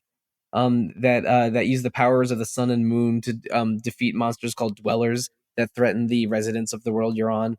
So the as Eclipse Warriors, you go on sort of a journey of self discovery to get stronger, learn Eclipse techniques, and eventually take down a Dweller. But then things go a little haywire, and the stakes of the game rise considerably. Where let's just say things don't quite go according to plan, and they reshape the second part of the game. There's one character that's not just a ninja, not just a pirate, but both of those things plus a third thing that's a spoiler.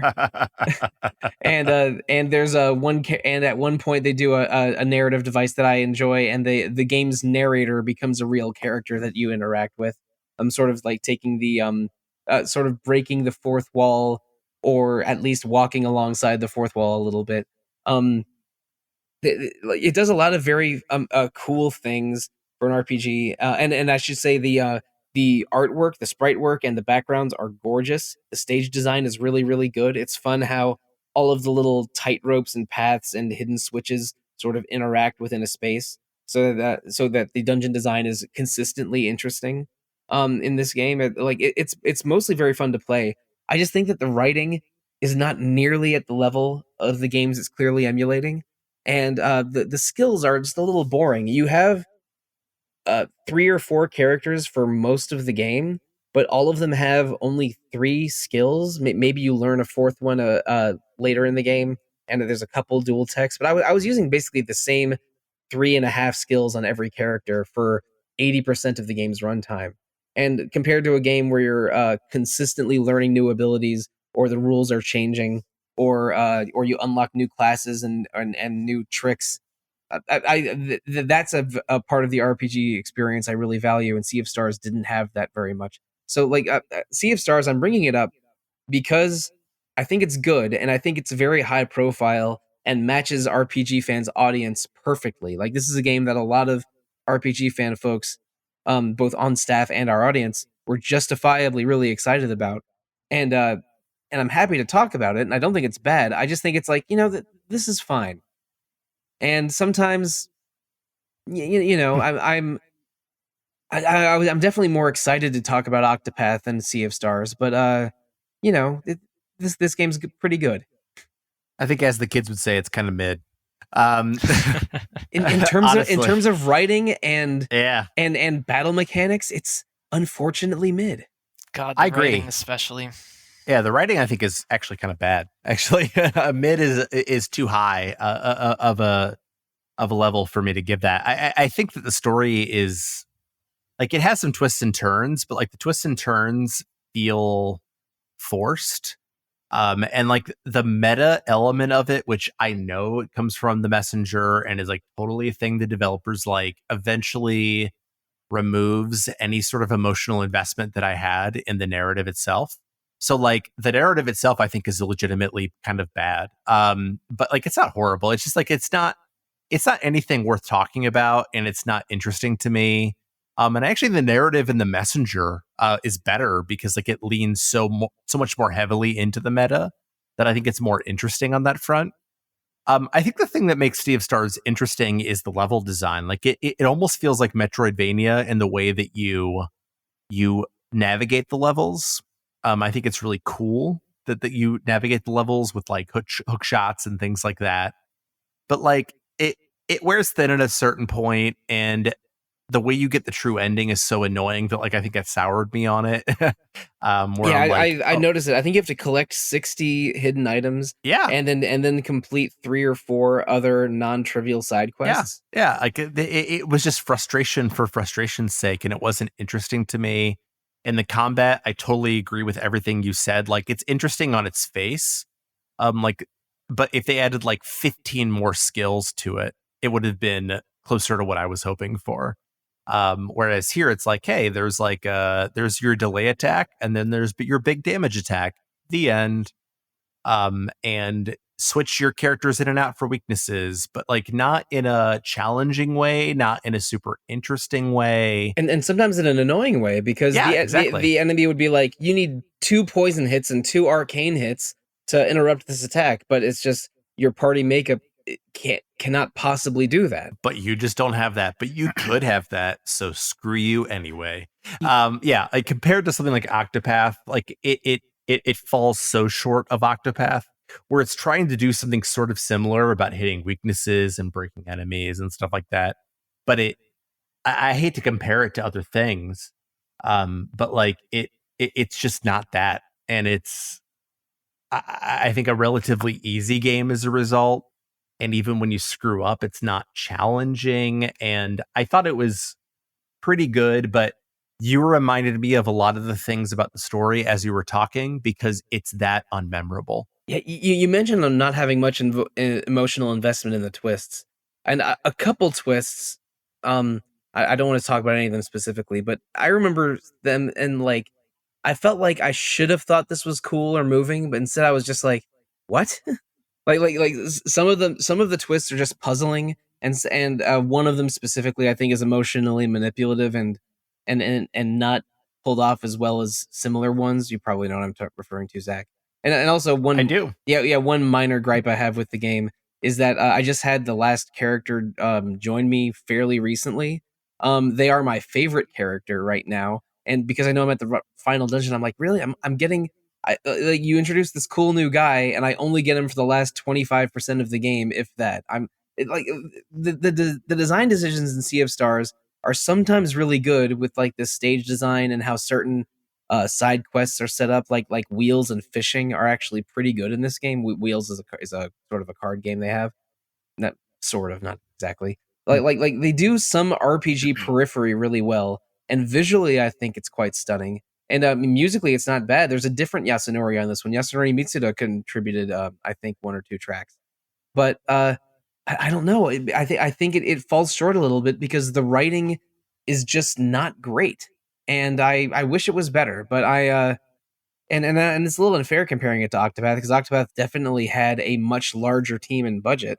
But I feel like that they're sort of going for the same nostalgia centers of my brain. But Octopath I just enjoyed so much more. Well, one fair comparison we can make is Chained Echoes, another indie RPG that came out basically within the last year. And I mean, just compare. I haven't played like as much of Sea of Stars as you two. I think I'm just under like 10-ish hours with it, and pretty good. It's basically I think both of you mentioned that a couple times, and I think that's a that would be my tagline for Sea of Stars. It's a pretty good old school RPG. But I must say, two of the things that have kind of discouraged me just from hearing you two talk about it is just, I know like plot twists is something that has been raised as like a positive for this game. So if it doesn't actually capitalize on that in any interesting narrative way, that's going to be hugely disappointing. And also, are you serious that you don't get more character abilities than just like the three your character basically starts off with? Because if that's the case, oh my god, that is bad. Those three are the ones you use for the huge majority. You get a fourth ultimate ability, and then you get a couple tag abilities. But I think that you will be using those three starting abilities plus maybe your first tag ability more than 2/3 of the time. Yeah, I mean, like even on the super bosses, like it's not like it doesn't require any brain power. This is not Goldera. So yeah. If I may, I do not, Zach. I firmly apologize here if I am overstepping my bounds. I really do. But I'm hearing you talk about the game, and you keep saying the words "it's pretty good," but then I hear all of the other words you're saying, and you're holding on to that pretty good like a life raft, and you're drowning. Do you really think this is pretty good? That's fair. Because it sounds like you really dislike this game. You know, I think it's like a character flaw of mine. I don't want to put you on the spot. No, I swear to God. I think it's fair. I actually think that's more about me than it is anything else. Like I enjoyed the look. I enjoyed the music. I enjoyed navigating the levels. Like I mostly like had a fine time playing the game. I guess I think that most of my reaction to it is against like the high reviews of it. You know what I mean? Like how disappointed I was by it. More than like I thought it was a bad game. That's a fair criticism of me. It's not meant to be a criticism of you at all. I was just listening. I was like, wow, Zach seems like he hates this game. No, I actually kind of liked it. So I'm glad you said that actually. Yeah. I just thought it was okay. But I think that maybe I'm not exactly the same mind as Zach, but I think I probably would have liked this game more if I didn't have the expectations set against it of this pretty high level of acclaim. It even won a game at the Game Awards a few weeks ago. Yeah, won Best Indie. Yeah, so I just... And it's Canadian, so yay. Yay.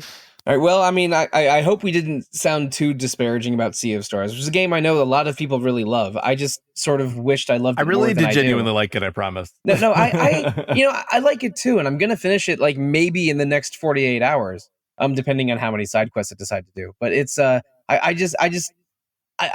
think it's worth mentioning because it was a high-profile release among our community, even though I didn't love it as much as, say, Caitlin did, who wrote the RPG Fan Review. But I mean, talking about games that have received a little bit of critical acclaim this year, we might have the granddaddy of them all for your second game, Aleks. So, do we want to call this a sequel to a 1999-2000 BioWare game or a sequel to Larian's more recent games? I'm not sure how to approach this. I'd honestly say both, and I'd throw a third game in there too. Which is Dragon Age Origins, which we're just fresh off of playing, you and I, Sollosi. Oh, I've heard of that one, yeah. Yeah, it's a good one. So yeah, basically, I mean, like, let's start with the comparisons, because that's a good way to ease into this conversation. And just first, for context, like, I've not finished Baldur's Gate 3. I started it like a week ago, and I'm like 15-ish hours in. Absolutely loved the 15 hours I've spent with it, but this is not going to be a super comprehensive elaboration of this game. So the point of comparisons is a good place to start. So this, like, Baldur's Gate 3 is obviously, in terms of lore and its world, just the fictional world it takes place in, continuation of Baldur's Gate 1 and 2, which were very much like basically digital adaptations of D&D. Fortunately, now we're no longer using the absolutely whack second edition of D&D, and we're into, I think, the 5th now, which is much better. I think the 6th, now called 1D&D, is coming out at some point next year. Okay. Yeah, so the D&D system has come a long way since Baldur's Gate 1 and 2, and that translates pretty nice into the combat of Baldur's Gate 3 and all just the different even options outside of and adjacent to combat you have for interacting with the world. That is all very, very cool stuff. But then, obviously, this is a game not by BioWare, but by Larian, who were famously coming off of the success of Divinity Original Sin 2, which is a game I did play and did not finish. And based on the really outstanding reputation of that game, I don't think is an exaggeration to say, I was a little disappointed by it, and I did fall off. I thought Divinity Original Sin 2's tone was kind of a mixed bag. It had kind of a lot of silly humor, which I know was more of a thing even in the first Divinity Original Sin. But with 2, they did start to introduce a bit more serious character work and story elements. And also in DOS 2, the main party characters were pretty well defined. I heard it's even better if, narratively, if you play as one of them rather than creating your own character, which is what I did because I thought it was going to be basically Baldur's Gate 3 at the time that I played it. In terms of what people were saying about it, at least. But there wasn't tons of substantial engagement with the main party characters, the way you'd get in BioWare's later work, the Mass Effect games and Dragon Age games. I didn't feel super attached to the characters I traveled around with, even if I enjoyed their general personalities. And obviously, maybe the most impressive and acclaimed part of Divinity Original Sin 2 was the turn-based combat, which kind of mixes tactic style, environmental movement, and interactions with really deep kind of synergies and spell interactions and really deep kind of kits based on whatever your character class was. And I did enjoy the combat in Divinity Original Sin 2 quite a bit, but I thought in practice it also took a bit long, and also with the build, with the builds I went for my party, it often resulted in just the battlefield just being set completely on fire, and having to deal with all the repercussions of that, trying to pour water on things to counter that. It was absolutely crazy, but genuinely impressive how many different interactions there were between the abilities in that game. So yeah, Divinity Original Sin 2 wasn't my favorite game, and I didn't quite push myself through it, but I could appreciate some of the things that it did well. So Baldur's Gate 3 takes that satisfying turn-based tactical action from Divinity Original Sin 2, but fleshes it out with even more complexity that you get from the D&D systems. You can just do actions like jumping to get some space between you and an enemy, or get some elevation on part of the battle space. You can kind of just push enemies, and if there's something like a cliff behind them, they'll just fall off. And you can just push things in general in this game. It's D&D. It has all these different actions just available to you at all times, which is great. But what's really selling me on Baldur's Gate 3, which is what DOS 2 didn't, was with the characters, which is where the Dragon Age Origins comparison comes in. So basically here you have a camp that you're frequently returning to, where all your party members are at, even the ones that you don't have in your party at the moment, whereas in Divinity Original Sin 2, you basically just had the parties you took from basically the tutorial area with you for the game. And I think there's a way to trade them out if you wanted to, but I never got around to that. Here it's much more easier to kind of trade out party members. You're constantly building a rapport with them. They're building a rapport with each other. So there's much more of that kind of interpersonal social role-playing that BioWare really built a name for themselves with Dragon Age and Mass Effect to enjoy here. And that's really what's basically, along with that interpretation of Divinity Original Sin's combat with the D&D system, those two things together are making me just realize yeah, this is probably one of the best RPGs ever made, even just 15 hours in. So yeah, this is a really impressive game. I've had a lot of cool narrative emergent experiences out of it already. I've already gotten a feel for the combat and how to blast with it, and yeah, this game lives up to the reputation. That's crazy because its reputation is already crazy high. Like it's the praise for this game has been nonstop, to which points, like, this is gonna get a little weird. That some game developers from other studios were trying to say this game is impossible. Please do not expect us to make games like this again. Because like Baldur's Gate had a really strange history behind it. It was in a closed beta and or an early access form for almost 2 years.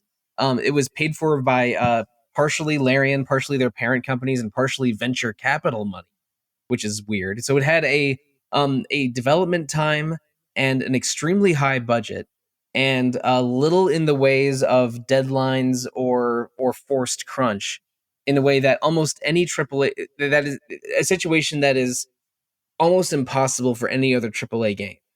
This is weird. This is a unicorn in how in the opportunity that Larian had to develop this and their specific circumstances. To which point, I remember when this game was coming out, like, other developers were like, "Look, this is impossible. These are incredible development circumstances that I've never even heard of before."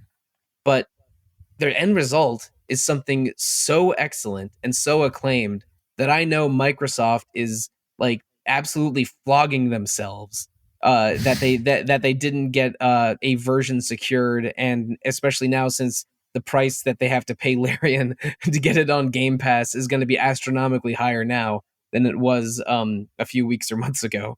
But this is like the level of role play, the dialogue, the how beloved all the characters are, especially Astarion, probably. Astarion's awesome. Yeah, but they're all great, honestly. Each one is acted and written very well. My girlfriend has seen enough Astarion stuff and memes. She's already talking about us getting the game and playing through it together. And I think it was more the jokes and community surrounding the game than the actual content of the game, which is crazy. But yeah, everything about this game seems like such a successful execution of what people love about D&D. And the fact that Dungeons and Dragons has been it's having a bit of a moment right now, or I should say it started as a movement that is, but it's more popular now than I would argue it's ever been in its 40-year plus history. I think say that I have for that. Yeah, and at least 30 of my 150 students, which is an extremely high percentage, who play D&D. Yeah, that's crazy to me. And I mean, I've played D&D very, very little, and that's mostly because I love video games more than tabletop games. But which again, that's a personal thing and not a and not the fault of anyone who loves a good tabletop or no, I agree. I'm the same. Pen and paper game. Mm-hmm. I'm the exact same way. Amanda is a huge fan of tabletop adventure games, and I'm just like, I probably would have a good time. Yeah, but yeah, exactly. It's just not really working for me right now. But I mean, the confluence of D&D being more popular now than it's ever been, and having one of the greatest RPGs of the modern era. I mean, I hate to use of all time just this early into its lifespan, Alex. Like being set in a D&D world. And it all happening at once, that there's even physical dice rolls represented in the game as you play it. Which adds so much tension, which is part of the reason like I like Disco Elysium so much, is that couple seconds of anticipation with the dice roll. The fact that they got that right here too is just it's chef's kiss. Love it. It feels like just an incredible game with great writing, great execution, a developer with unusually like good support from their financiers, and community support in this like year plus set of testing. This is a perfect storm to make to make an RPG that is just breathtakingly good, and that all of these things happened at once to create it in a moment where D&D has its highest popularity it's ever had. It's crazy to me, and I really want to play it, but I have not yet. Although I think the way my girlfriend is mentioning it, it makes me think maybe I'm getting it for Christmas in a few days. But I'm not. I'm not certain. What's fascinating is that I've only played this game for 2 hours, and it will get my vote for Game of the Year. And I love Final Fantasy 16 a lot, but Baldur's Gate 3 is such an absurd accomplishment. Like it's almost, as you said, like other game developers are like, you can't expect this. I'm like, how is this game what it is? Even in the very brief time that I played it, because I got to like the first main town, and like the interactions I was having and the different like the things it was giving me to do in a very brief period of time were just insane. Like, granted, like I was playing it with my partner, and like the two of us together were like, this is kind of overwhelming because we're not D&D players, and it was a lot. But like it's so insane, all the different things that it can do, and the quality of the writing is so high while it's doing it. I hate to call it an all-timer and 2 hours of game time, but like there's no way that like a game in a long time is going to match the level of like role-playing immersion, if that's what we're talking about here, that this game provides. And it's insane. It's absolutely insane. I think this is a perfect example of what happens when a outstanding achievement in video game design or in anything matches the moment where it will get maximum impact. Because Dungeons and Dragons got very, very popular over the pandemic for obvious reasons, because it was a group activity you could do across, and lots and lots of Dungeons and Dragons games got started over the pandemic. So not only is this the perfect example of this type of game, but it was also released to an audience that was primed for it at the exact right time, to the point where this game is crossing over now from our circles, like RPG fan and video game circles, into the mainstream in a way that I don't think it necessarily would have if Dungeons and Dragons hadn't become a much more familiar thing to the population at large. It's the kind of confluence of events that developers and publishers pray for, and this just nailed every single thing that needed to happened for this game. It's a great way of putting it. Yeah, it's amazing how much of a AAA game it feels like, while being just so distinct in the entire AAA sphere, and so it's much also its interesting own thing, and so much clearly just a labor of love. Yeah, that helps. It's also interesting, Sollosi, what you said, that other game developers were like, this is impossible, no one else can do this, this is a unique thing. Yeah, that's not going to stop game publishers from being like, we want Baldur's Gate 3. Oh, yeah. So in the next 4 to 5 years, and this could be a good thing or a very bad thing, but in the next 4 to 5 years, I think that we're going to start seeing a lot of Baldur's Gate likes as they try to get some of that magic for themselves. And that could turn into some disastrous games, or it could also deliver some incredible games that we haven't even heard yet. Yes, I mean, to a degree, every industry is a copycat industry. And like to a degree, I'm fascinated with the games that came out 5 years after Skyrim did, or the games that came out 5 years after the Souls games started getting huge. You'll always see when a game or a series makes a big splash, then you'll see the mimics and copycats around one development cycle later start to emerge. I mean, for every for every Breath of the Wild, there's 2 Immortals Phoenix Risings, as it were. But I think we're gonna see Baldur's Gate likes, but I'm not sure they can be this because these circumstances are so wild. 100% agree with you. I don't think we're going to see Baldur's Gate again, but I think we might see some derivatives that are very interesting. I'm still holding out hope that Dragon Age 4 Dreadwolf won't be a towering garbage fire, but I can't. But I also don't have as much faith that EA and BioWare can create the situation that Larian did here. Oh God! But I mean, I have to tell you that when something like this comes out, that is this towering achievement and that is genuinely a good thing, like right down to gameplay, graphics, everything about this game is good, and developers and publishers will want to chase that. That is so much better than when something like games as a service or something becomes big and then everyone starts chasing that crap. I'm glad that if they're going to be jumping on a bandwagon, at the very least, they're going to be jumping on a bandwagon worth getting on. Yeah, if the trend is huge, expansive, intricately written fantasy RPGs, then I can't be that upset about it. Okay, if you must.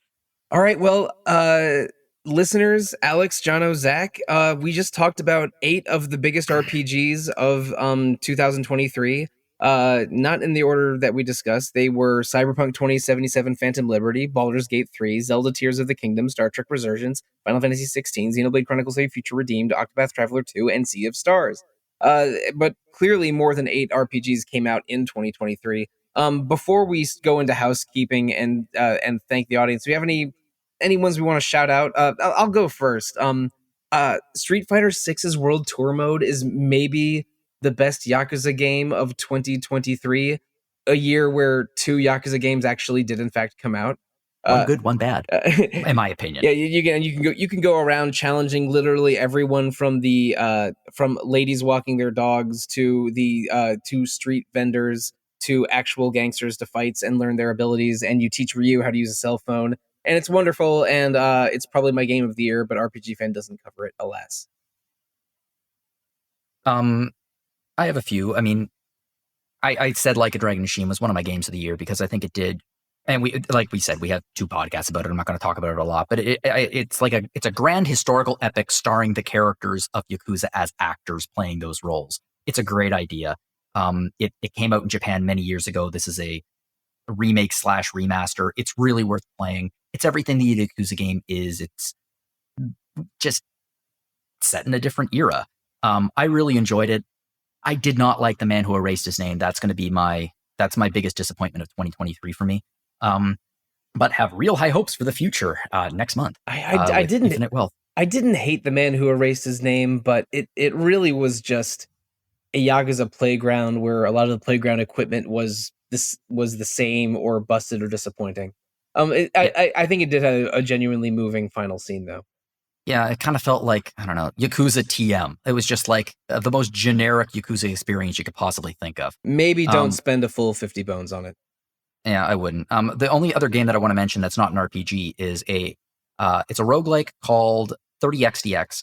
It is a Mega Man-like. 20XDX was released many years ago, which was a very similar idea. And you have one life, and it's a Mega Man game essentially. It steals everything from a Mega Man X game. It's 0 and X are there in different forms, the abilities. That being said, it looks real good. It plays really well. It was released without very much fanfare. I was very surprised that it didn't get more traction. But I just loved it. It was so much fun. And if you love Mega Man, like I know many do, I think that you deserve, I think you should pick up this game and play it for a bit and see if it draws you in, because it gave me a lot of hours of pure side-scrolling Capcom-esque enjoyment in 2023. All the games I really enjoyed from this year that I have played are not from this year outside of the ones we've talked about. So some for retro, which I'll talk about it in that section. So yeah. I got a couple of shout outs I can give. One of them, which I reviewed, is called Fading Afternoon, which is the 3rd game from Io, who is a solo indie dev who also just works with a small team that helps create like his pixel art and promotional material and that kind of thing. It's also, I'd say it's also a good candidate for best Yakuza type game of the year. You play as like an aging Yakuza who's also dying, and basically you're wait. Is this the same guy as the Friends of Ringo Ishikawa? Yeah, it sure Holy is. moly! Wow, that's where I recognize this. Okay. Yeah, that is some Yakuza energy. Holy moly, that's like 70s Yakuza movie energy. Absolutely. He's also like been on record saying he's like a huge fan of like old Yakuza movies, and that's like Beat Takeshi Sonatine early 90s energy. Holy moly. Yeah, so in terms of like its gameplay, it's really more of a beat 'em up than an RPG. The combat is very just kind of like beat 'em up heavy, like think obviously like a Streets of Rage or a River City Ransom, but a bit more refined to that, and with a really nice attention to details in like the animations and whatnot, that just make it feel really cool to pull off different maneuvers. So I had a lot of fun with that. For beat 'em up, it never really got old, the combat, but the real appeal is just like the role-playing vibe that the game kind of immerses you in, which is basically you're an aging Yakuza let out of prison, you're dying, so you have like literally your max health goes down as you continue the game. And it just really creates this kind of poetic atmosphere of like, what do you want to do with your life? Do you want to try to get back reputation in your old Yakuza game? Do you want to try to catch up with a friend who got let out of prison? Do you want to just kind of go fishing and have some like peace before you die? There's a lot of different kind of story paths. Nothing is really explained, which makes it kind of inaccessible in some ways, but in an extremely interesting way is how I'd put it. I really liked Friends of Ringo Ishikawa, which Then you should absolutely that same energy, but instead of being a Yakuza, it's a former high school sort of like street gang member. Yeah, exactly. But yeah, similar tone, and yeah, this sounds exactly up my alley. Yeah, similar existential beat 'em up. Yes. That is brilliant. that is exactly what it is. So yeah, if that sounds remotely interesting to you, and you're not kind of opposed inherently to kind of obtuse mechanics and needing to kind of figure things out for yourself, and having some negative outcomes come out of that, just like unfamiliarity, definitely recommend it. Another game I'd recommend, who also Neil Chandran reviewed, is Thirsty Suitors, which is kind of like the story is like a LGBTQ kind of Scott Pilgrim kind of thing, where you come back from living with your girlfriend you play as Jala, who's Southeast Asian, and you experience all these like really interesting and authentically written family dynamics, while also dealing with like all of your different exes in these kind of turn-based boss fights, which have these little action-based kind of mechanics similar to like a Mario RPG or something. Combat is solid, but nothing special. The way you navigate environments is on a skateboard. It's kind of like a light Tony Hawk Pro Skater or Jet Set Radio, which is really cool. But the real appeal here is like how good the writing is and how authentic like the different representations of queer people and South Asian families are. Really, really cool game with a great storyline. And the last one I'll shout out is Moonring, which I haven't played a ton of, but it's free, which is always a good appeal. And it's basically an Ultima-like roguelike created by the co-creator of the Fable series, so not Peter Molyneux, which might be a better selling point for some people, Dean Carter. And yeah, again, I haven't played a ton of it, but in terms of like emulating that old school Ultima feel while feeling like a very modern experience, it is really impressive, and also just looks and sounds very nice. So yeah, those are three games that, three indies that really stuck out to me this year. Well, I briefly mentioned Street Fighter 6 already. There's two other RPGs I think I want to talk about before we shut it down. There's Dave the Diver, which is a sort of business sim / fishing roguelike / RPG. It's very, very silly. But the loop of like fishing in a mysterious shape-shifting lagoon in the daytime and then selling your catches as sushi in the evening is an extremely satisfying gameplay loop with story and characters that go really unexpected places. You discover a civilization of mer people, like before the game's halfway point, and things get real weird. But I adored that game. Nikki wrote an excellent review of Dave the Diver on RPG Fan fairly recently. But that is a December review. Way back in January, we got a new main series game in the Fire Emblem series. Fire Emblem Engage came out. And Brian McKenzie reviewed that, but maybe the biggest Fire Emblem fan that I know, also really liked it. I think that Fire Emblem Engage has maybe the weakest Fire Emblem story of any of the games I've played, which is saying something, because I also like perhaps famously disdain Fire Emblem Fates quite a bit, but the story is simple, like maybe like Saturday morning cartoon level, and the character designs are a little over the top, putting it very, very gently. But I think this is one of the best playing Fire Emblem games they've ever made. The map design is brilliant. They sort of gently nudge you into the nuances of Fire Emblem combat, and then give you a bunch of excellent units with some fairly exotic class design for a Fire Emblem game. like you get you have wolf knights and like multiple different forms of spear infantry and the sort of royalty characters each have a unique class, and it all gets pretty wild. And then between each battle, you have this sky island that everyone hangs out in. You can there's exercise and cooking systems to enhance your stats between battle. You can meet the spirits of previous Fire Emblem heroes and attach them to up to 12 of your characters, like personas that give you like transformation sequences, like you're playing Jeanne d'Arc for the PSP. It's completely bonkers, over the top for a Fire Emblem game, which is also the most fun I've had playing a Fire Emblem game since Awakening in 2012, 2013. Like Fire Emblem Engage, do not go there if you're looking for a political nuanced story, but go there if you want some like highfalutin strategy RPG action. Dave the Diver, Street Fighter 6, Fire Emblem Engage come highly recommended for me. But even more highly recommended from me is the Retro Encounter podcast, which you're listening to right now. Aleks, Jono, and Zach, you guys have been on several episodes of Retro Encounter in 2023. And Jono and Zach, you've been on many since before 2023. But Aleks, you're a relative newcomer to RPG fan. Well, can we just take a few minutes to be nostalgic? Did you have a favorite Retro Encounter, either panel experience or listening experience this year? It's such a hard question, Sollosi, because I've had a few really, really great experiences on Retro this year. You gave me 2 episodes to talk about Star Tropics.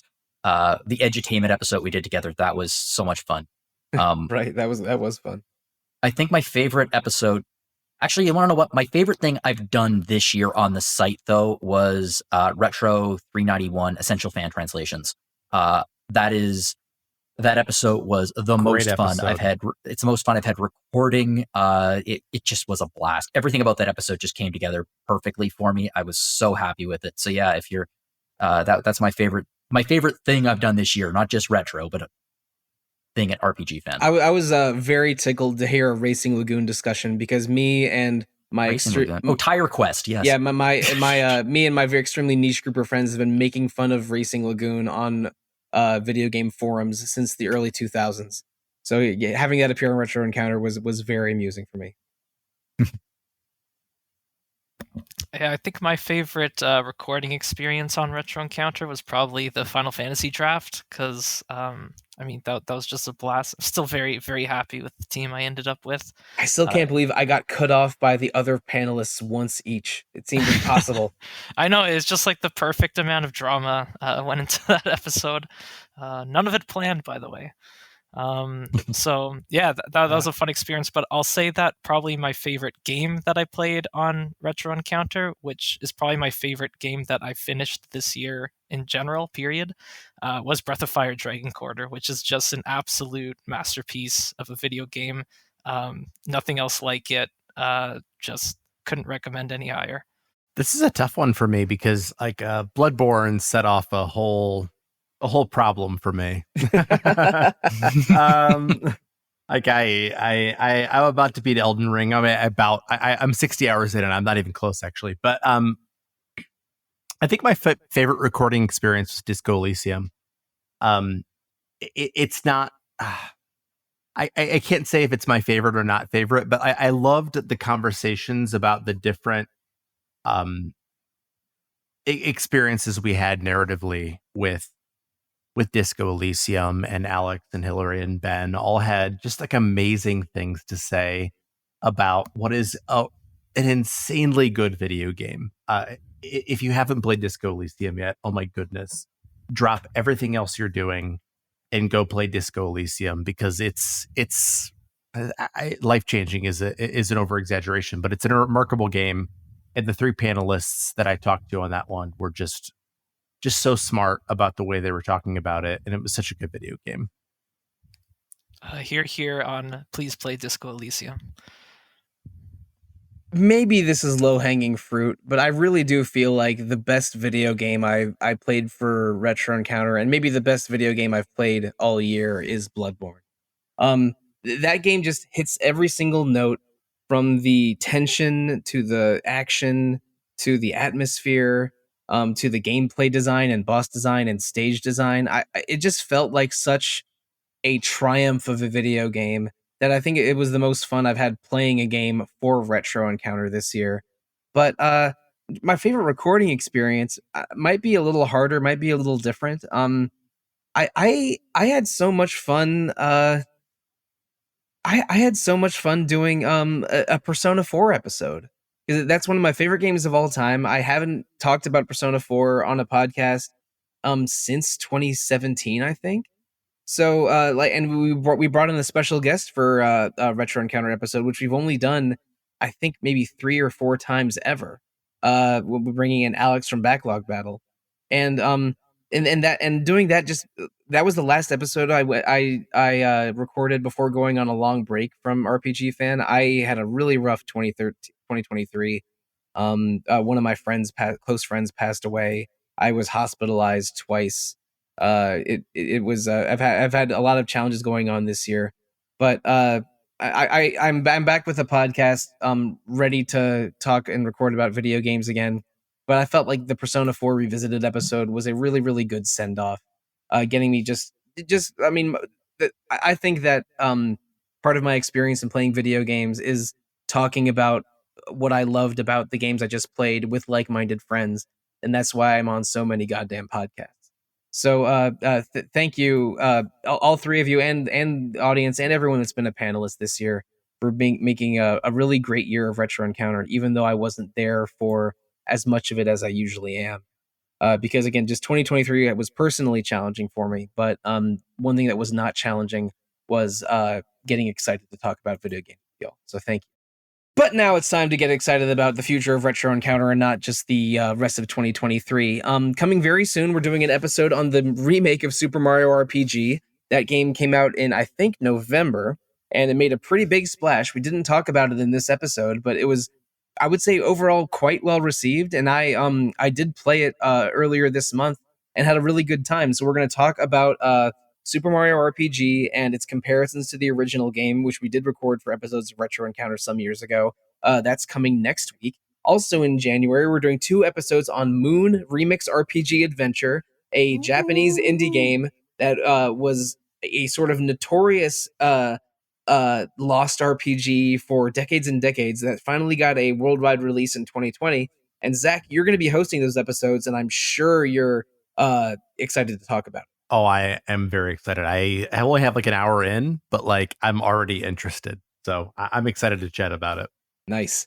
And right around those Moon episodes, where I mean, maybe you've noticed this by now. This is episode 397. That's dangerously close to episode 400. We're having episode 400 air also in January. I don't know how much of it I want to get away, but we are going to be playing a very silly game on that episode, and I believe the number of credits on that episode is going to be either 17 or 18, which probably breaks a podcast record for RPG Fan. And by episode credits, I mean people listed in the credits of the episode. It's going to be probably at least 17. So please look forward to episode 400 coming soon. But you know what? February is also pretty soon, and you know what happens in February? The lunar calendar changes. Starting, I think, February 8th is the Lunar New Year, Year of the Dragon, the luckiest, maybe showiest year in the Eastern Asian lunar calendar. Lunar calendar. Is it weird that I pronounce that word differently, whether it's I'm talking about the moon or a video game? But I mean, I think everybody does that. Yeah. Yeah. Anyway, the Year of the Dragon begins in February, so we're doing at least 4 dragon themed episodes back to back, possibly 6 or 7 or 8 dragon episodes back to back. We're starting that with 2 episodes on my favorite game of the 2010s, Dragon Quest XI. I adore Dragon Quest XI, but I also haven't played it since it came out in 2018. So I'm going to see exactly how well it holds up for some dragon-y episodes in February. And right after that, we're going to do an episode on Like a Dragon Infinite Wealth, probably my most anticipated game of 2024. And also, Aleks, you and I did some Dragon Age Oranges episodes earlier this month that we've mentioned already, but we liked playing Dragon Age Origins so much that we decided to play Dragon Age 2 right after. And so episodes on Dragon Age 2 are also coming in early 2023. Early 2024. I'm already having the problem where the year has changed, but I keep writing the previous year on things like checks and on work forms. We've all been there.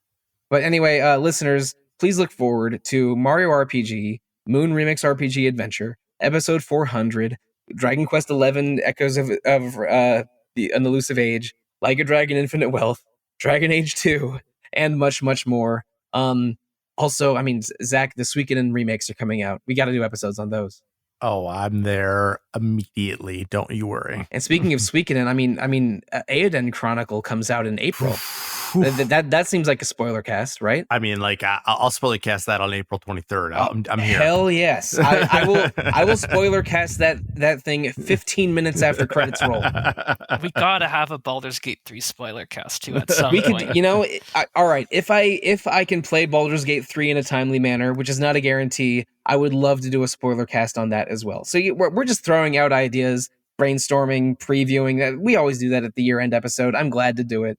I'm always excited to talk about video games on podcasts with my RPG fan friends, and there's so much to look forward to in 2024 that getting excited about video games is the easy part. But also the easy part, you listeners, is to listen. But if you want to invest a little bit more into RPG Fan, you can give us feedback. Email retro@rpgfan.com. You can find RPG Fan on Facebook, Twitter, Instagram, Discord, YouTube, Twitch, Threads, maybe Blue Sky. I'm not sure. There's a lot of ways to interact with RPG Fan, including the actual website, rpgfan.com.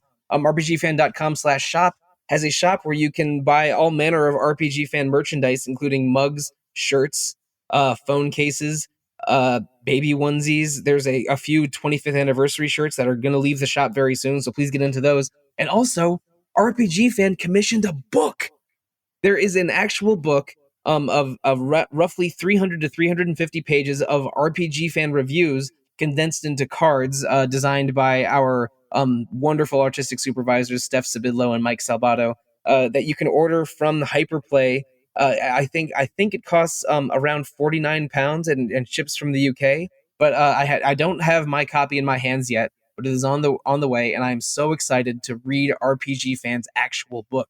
So if you go to rpgfan.com/shop, you can get all those shop items I mentioned, plus like an actual book of RPG Fan content. That's wild. But speaking of RPG Fan content, we also have two other fine podcasts: Random Encounter every 2 weeks about randomness and what games are playing, and Rhythm Encounter every other 2 weeks about rhythmness and RPG music. You can review Retro Encounter or those other podcasts on Apple Podcasts, Google Play, Spotify, or however you listen to podcasts. We love feedback, especially when it's 5 out of 5 stars. But if you want to give us feedback as individuals, not as a podcast, maybe you've heard me say this up to 396 times in the past, how can you find us? Let's tell them, starting with you, Zach. The best way is probably email, zachw@rpgfan.com. You can also find me on our Discord as ZachW. Now, Alex. You can just email me at alexfraniczek@gmail.com. Now, Jono. You can find me at jlogan@rpgfan.com. You can also find me on Mastodon at JonoLogan at mastodon.social.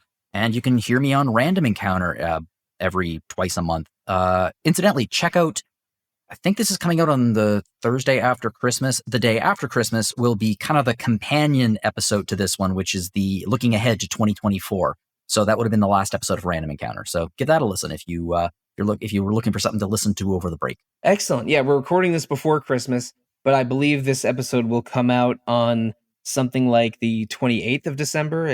I might have my numbers off a little bit, but yeah, that is the schedule, the recording schedule of Retro Encounter. But listeners, if you want to reach out to me, the showrunner of Retro Encounter, you can find me at Evoker for Dogs on Blue Sky and Instagram, and and also Monsoon Mike on RPG Fans Discord, because I'm going to say this right now, I'm retiring from Twitter in the next few weeks, and after January of 2024, you won't be able to find me there anymore, and I could not be happier about it. Listeners, stay off Twitter. Thank you. Good night, and good luck.